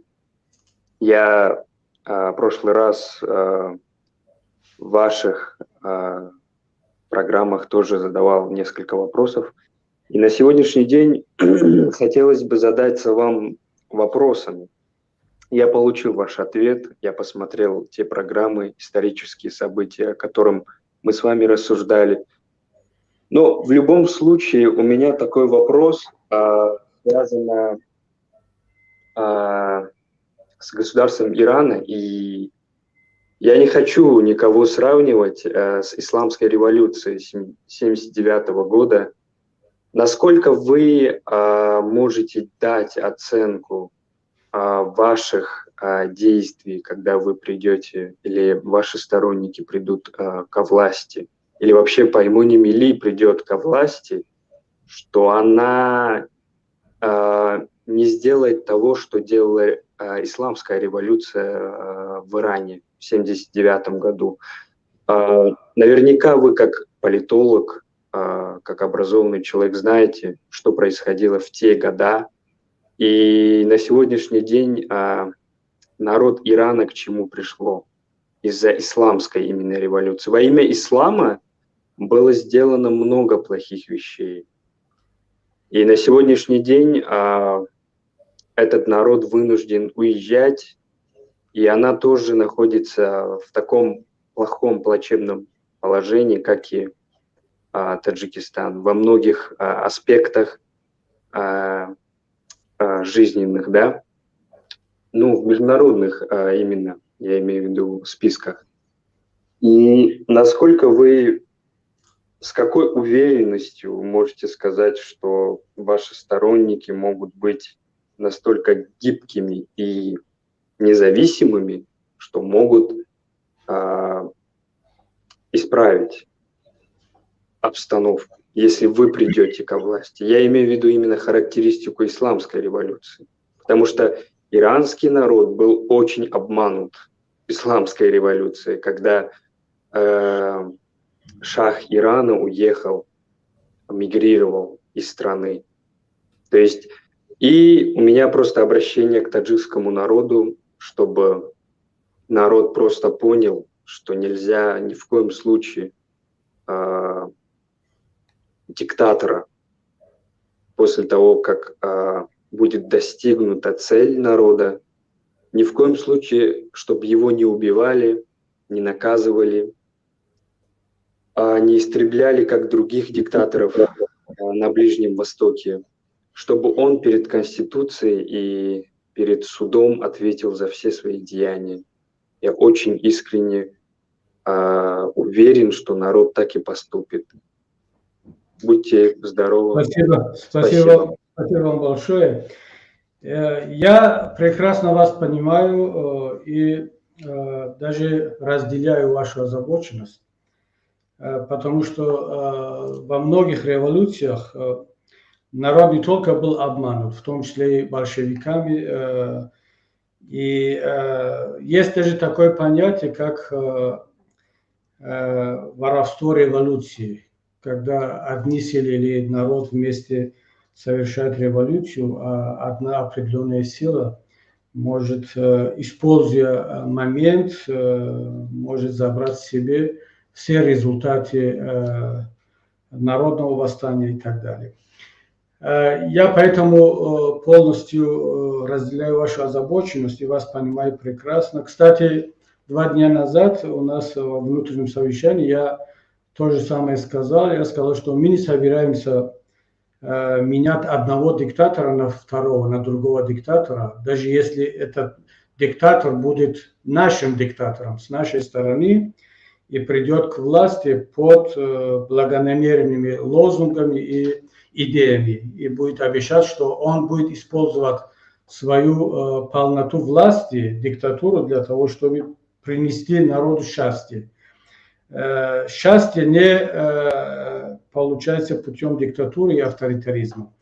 Поэтому я уверен, что Паймони Милли Таджикистан, Национальный альянс, не допустит того, что какая-нибудь определенная сила будет узурпировать власть в результате народного восстания.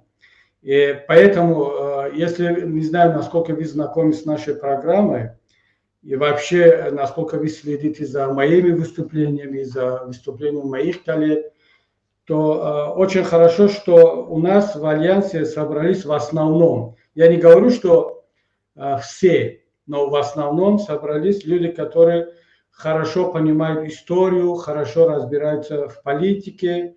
Они очень правильно оценивают сегодняшнюю ситуацию, не только региональную, но и мировую ситуацию. Они прекрасно понимают, что мы живем в 21 веке, что Таджикистан является частью евразийского пространства. Таджикистан входит в такие международные организации, где Шанхай, ОБСЕ, ООН.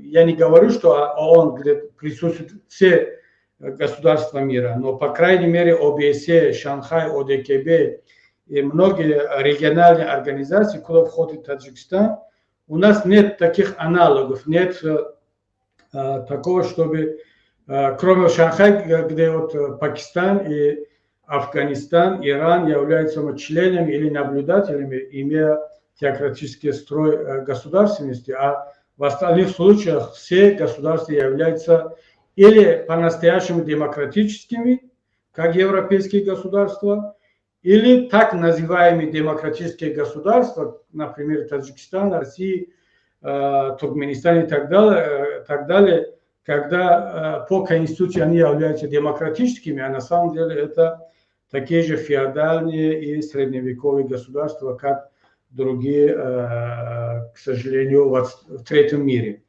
Поэтому мы оцениваем эту ситуацию, не собираемся менять одну диктатуру на другую, под какими названиями оно не было.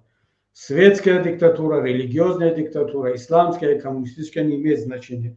Всякая диктатура – это трагедия для таджикского народа. Поэтому мы включили в программу действий Паймони Милли Таджикистан только демократический строй в Таджикистане, чтобы ни одна политическая сила не могла узурпировать власть. Поэтому, с другой стороны, дорогой друг, в этом направлении мы должны работать сообща.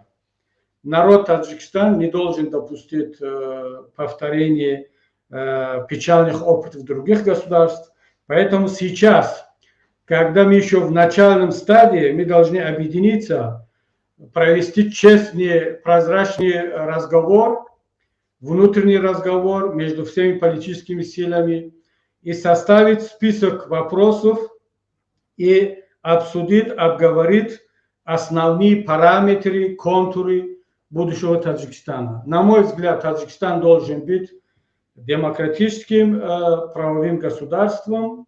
Другого выхода, другого будущего у нас просто нет, где все религии, все граждане должны быть свободными в своих убеждениях, в своих мировоззрениях, и власть должна быть меняемой. Каждые 5 лет, каждые 10 лет народ должен иметь право и возможность в рамках Конституции менять собственную власть. Революции случаются только тогда, когда у народа нет другого механизма, как в Казахстане сейчас. Если бы Назарбаев или Токаев дали бы народу возможность через выборы менять их самих на других лидеров, тогда революции не было. Нигде бы не совершались бы революции. Революции совершаются там, где народ теряет всякую надежду на конституционные демократические изменения власти. تشکر زیاد استاد تشکر اومد باشد شوکت جان و واقعا بینندگان شما بسیار یک بینندگان سطح فکرشون خیلی بالا هست، خیلی عالی هست و آدم واقعا استفاده میکند از این صحبت ها، از این بحث ها. ولی چون پیشتر هم گفتم که وقت بینندگانم برنامه شما محدود است، باز برنامه دیگر است، ولی انشاءالله وعده میدم که باز در خدمت بینندگان شما خواهم بود. تشکر به شما که وقت خودتان را دریغ نداشته در برنامه شرکت کردید. زنده و سلامت باشید. خدا نگهبان باشید. نفر نوبتی منصور.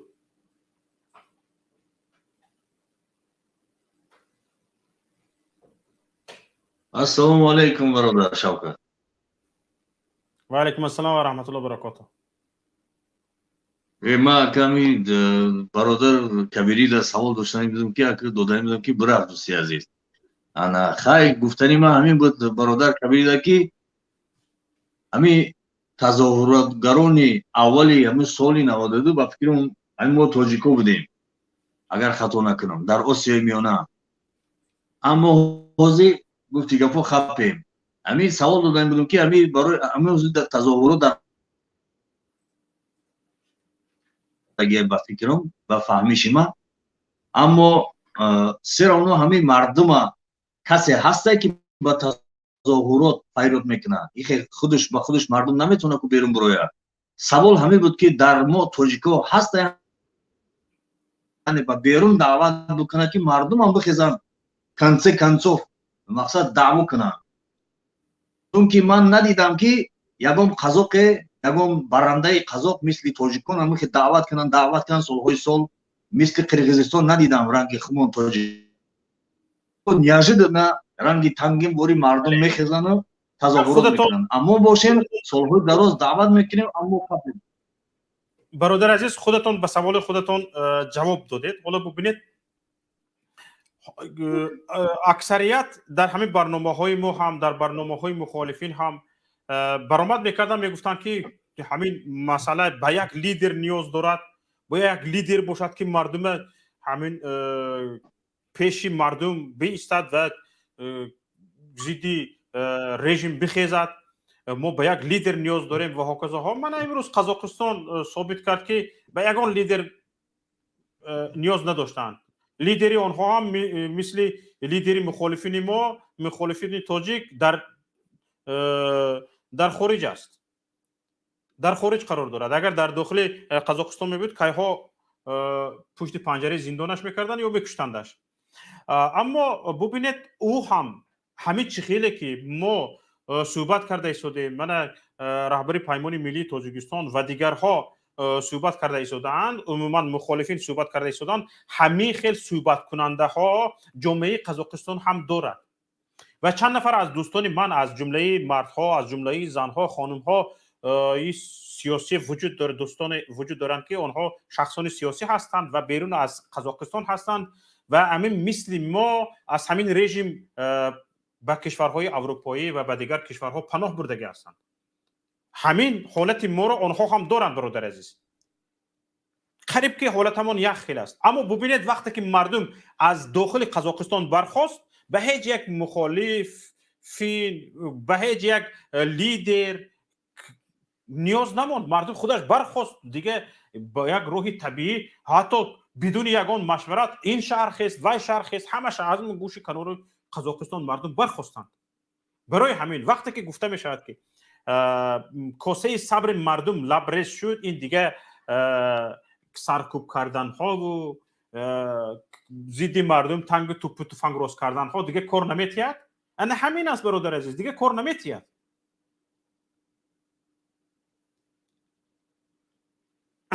یگان گفتنی دیگر دارید برادر شوکت میبخشی یا گپ دیگه همیش که مقصد اگه موز نچید ایخی اگر فهمیم نمیفهم بله تو کسا لبریز نشو نمیریزه معنی وای ما پسترین خلقیم چخیلیم که همه قدر دعوت قطعی این قدر دعوتی برادرو هستن ما چیو بیدور نمیشیم همین سوال نمیاد چیو ما نمیخیزیم یا ما دا دیستریبیوتر لیدر در کره یا که ما مردم نه برادر ما مسئله پسترین هستیم یا که یک برادر برآمد ما مرخ هستیم این به این گپا من راضی نیستم. حالا ببینید در همین حالت بجز رژیم عادی‌ترین مردم کشور تاجیکستان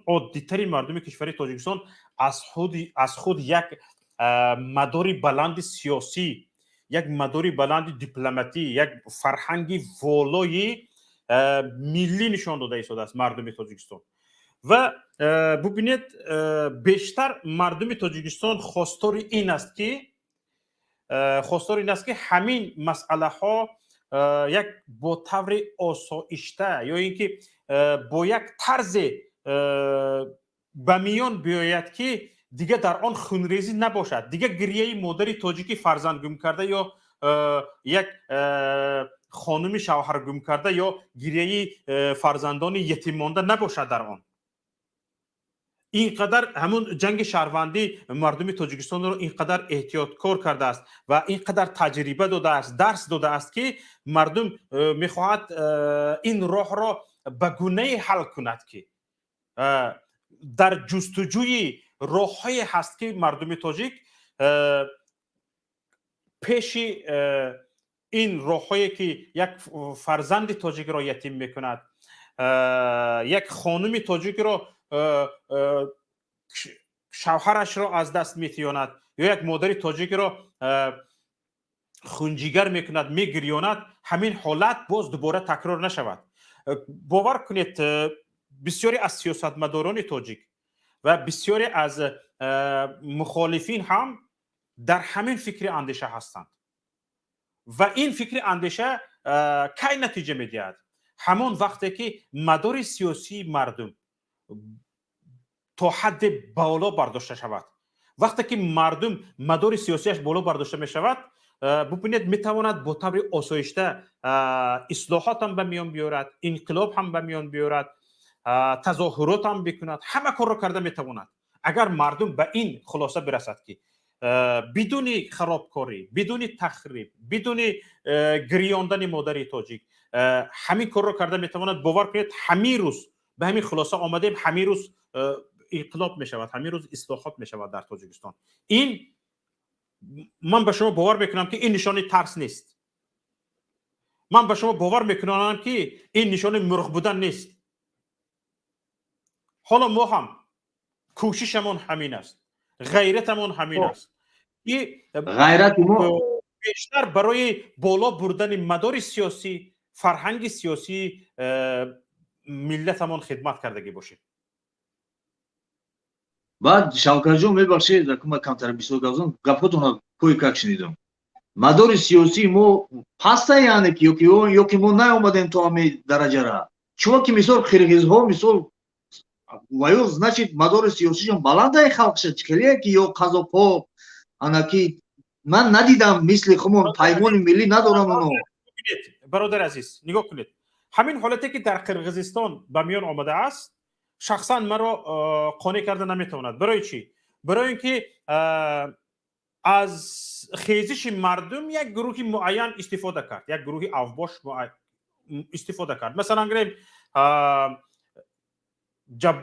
جباروف صدر جباروف از داخل زندان آمد رئیس جمهور شد.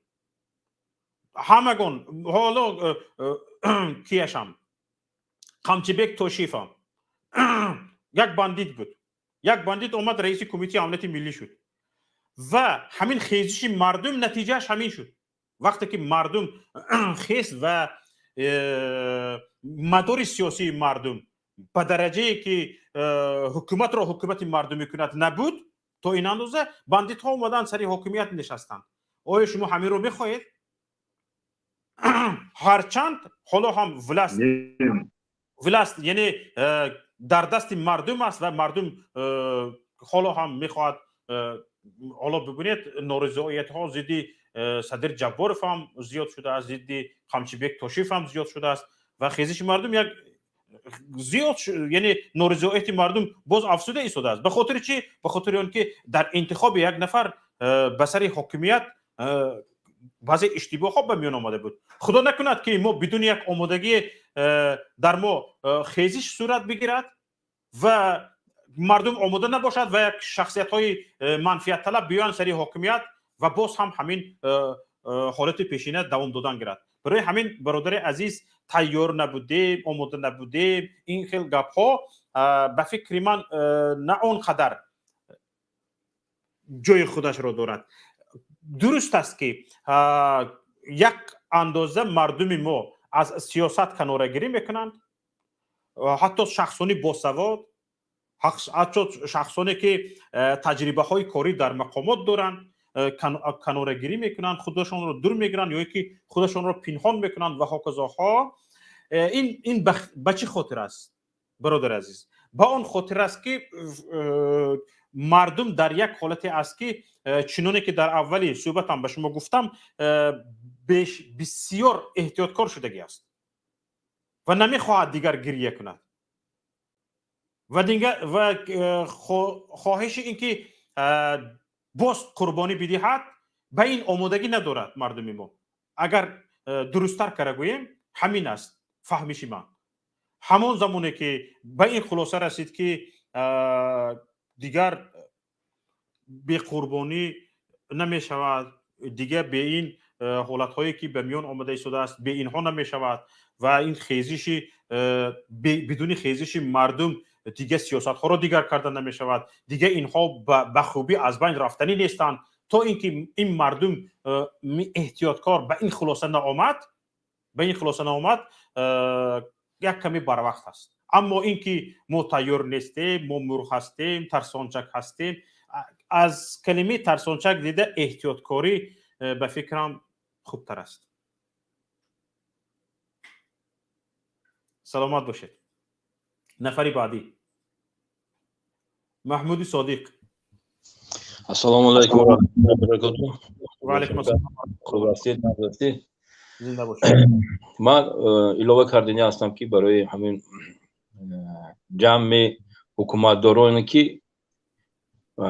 бо фикру андешаҳои Раҳмонов нориза ҳастанд. бубинед Қазоқистон имрӯз барои мо дарс аст, дарси адаб аст. мардум мехезад, локин мардум такя ва ниёз ба мардуми зиёӣ, мардуми соҳиб ихтисос, мардуми баобрӯ дорад. вақте ки мардум хез ҳамин нафарон агар қатъи мардум бошад, ин ҳукумат мобайни ним соат нест мешад мерад.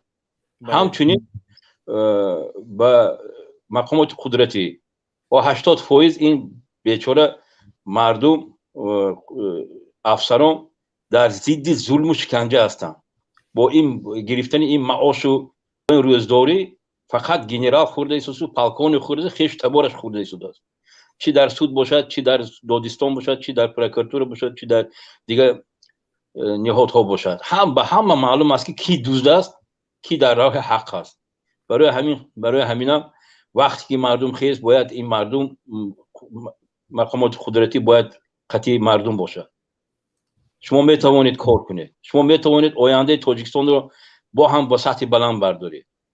اول این اوباشا رو باید ما نیست کنیم. برای نیست کردن با خلق متحد شدن. با جمع مخالفین این درس است. ما نباید یک جا رو سوزونیم، در گرونیم یا زیر یک نفران سلاح برداریم. سلاح این برای خستن مخالفین لازم هم نیست. من البته یک سوال داشتم برای محیدین کبیری. من همین سوالم رو در همین جا میتونم باوری دارم آینده میشنود یا میرسونم برای وی.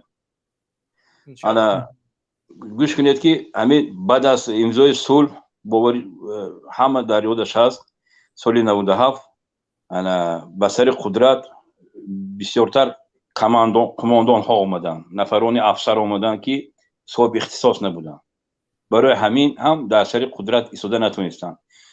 بسیاری نفرشون از سببی که پیشتر جنایت داشتن آهسته با حکومت یک شد. من میخواستم که بعد از آوردن این حکومت نباید چنین آدمو سر وظیفه باشن. اختصاص دارد، صاحب اختصاص است، مرحمت کار کند. لیکن اگر نداشته باشد خیر میرد یگان جدا اخرانه میستد، دیگه میستد و کاری بعد وظیفه تقسیم. من این سوال رو به سهراب ظفر راهبر گروه 24 هم داده بودم و جوابش من قانع کرده بود. برای هم خودم من میخواستم به محیدین کبیر این سوال رو تیم. به همه معلوم است سال 97 چندین صاحب اختصاصی که متخصصایی که بودن در شمال тоҷикистон мехостанд худашонро пайванданд ва ҳукумат ро давлатдориро ба пеш баранд, лекин на аинҷо саводо шуд, на аинҷо садо шуд.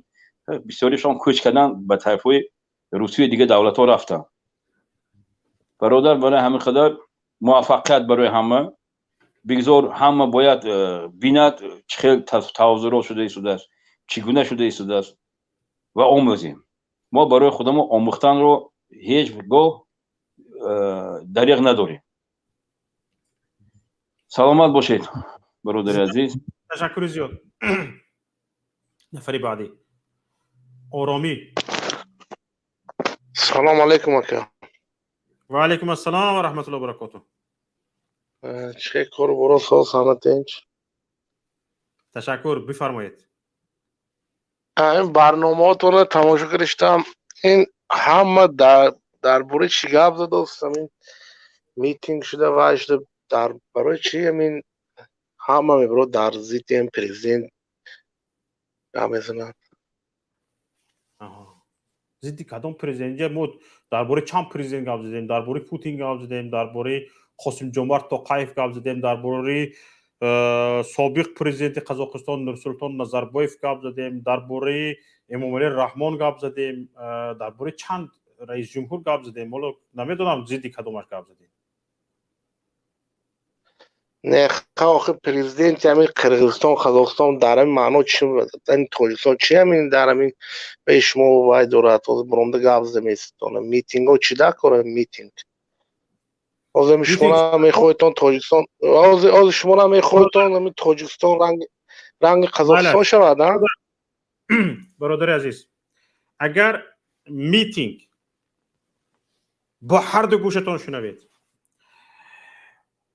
و به همین فکری که شما وارد برنامه شده و میخواهید درباره همین میتینگ چی در کار گفته صحبت کنید و نفرانی که مثل شما میخواهند که با همین سوال به برنامه ها وارد شوند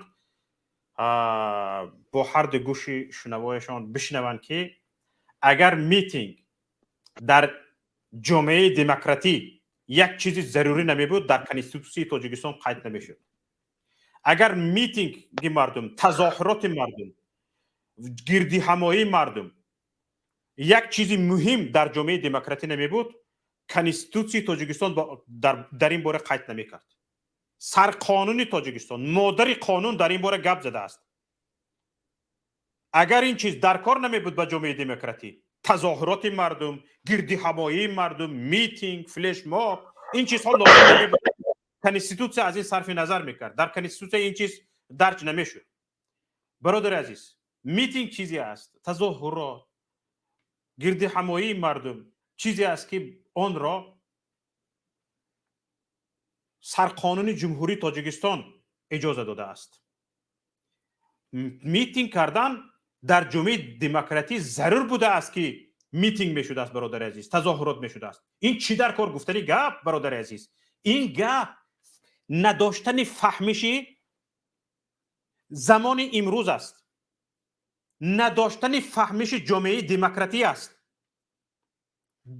جامعه دموکراتی را بدون تظاهرات، بدون میتینگ، بدون گردی همایی تصور کردن نمیشود برادر عزیز. کسانی که همین فکر را به سر شما بار کرده اند، آنها شما را گوسفند پنداشته اند، نه آدم. و شما را یک رمه گوسفندان پنداشتند که به هر کجا سر کنن رفتن میگیرید. گفتند که این میتینگ چی در کار است، باید شما همین را در کلتان گرفته مانید که میتینگ چی در کار است. نه برادر عزیز، در جامعه دموکراتی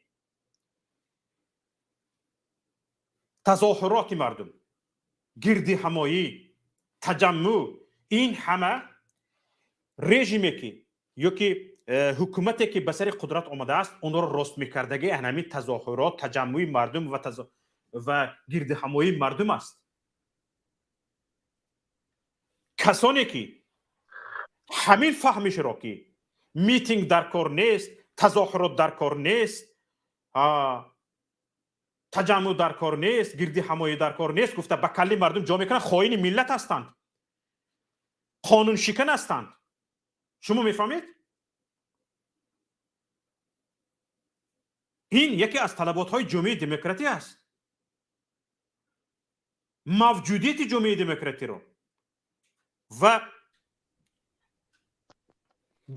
در قدرت بودن جامعه دموکراتی رو و در دست مردم بودن حکومت رو ان همین گردی همایی ها تظاهرات های آسایشته به میان میبیارد.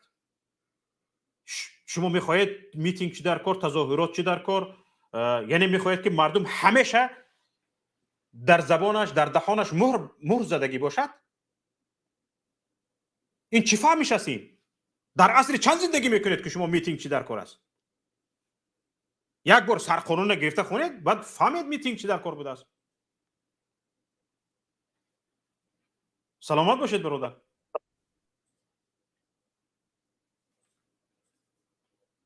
عمر بفرمایید. عمر هستید؟ میکروفونتون فعال نیست. عمر هستید؟ گپ میزنید؟ ما همگی 4 دقیقه وقت داریم. نفری آخرین مهاجر بچه میکروفونتون فعال نیست. گپ زنید. سلام علیکم اکا شفا جان. علیکم السلام و رحمت الله و برکاته. از برادری که برآمدن گفتن آرامی نوشتگی بود. نمیدونم اینا چگونه آرامی میفهمند. در دولت جای کار، خوراک، تمام بیزنس ها زخمت کردگی همش در دست یک ویله است. نمیدونم این آرامی که چی میفهمدگی باشم.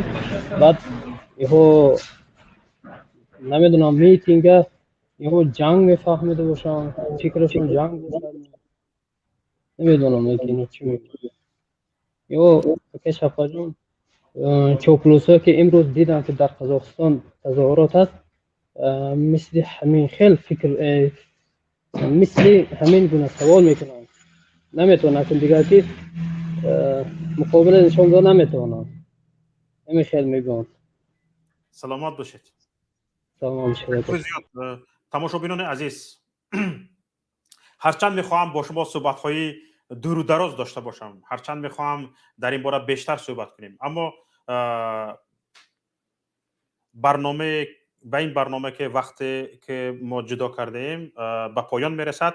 بعد از ما حالا بعد از همگی 2 دقیقه در شبکه یوتیوبی ظهر تیوی با عبدالستار بابایف برنامه گفتنی ها آغاز می شود و از یکایک شما خواهش میکنم که وارد برنامه گفتنی ها شوید. در او برنامه گفتنی ها خیلی زیاد هستند. سلامت و سربلند و پیروز باشید. السلام علیکم و رحمت الله و برکاته.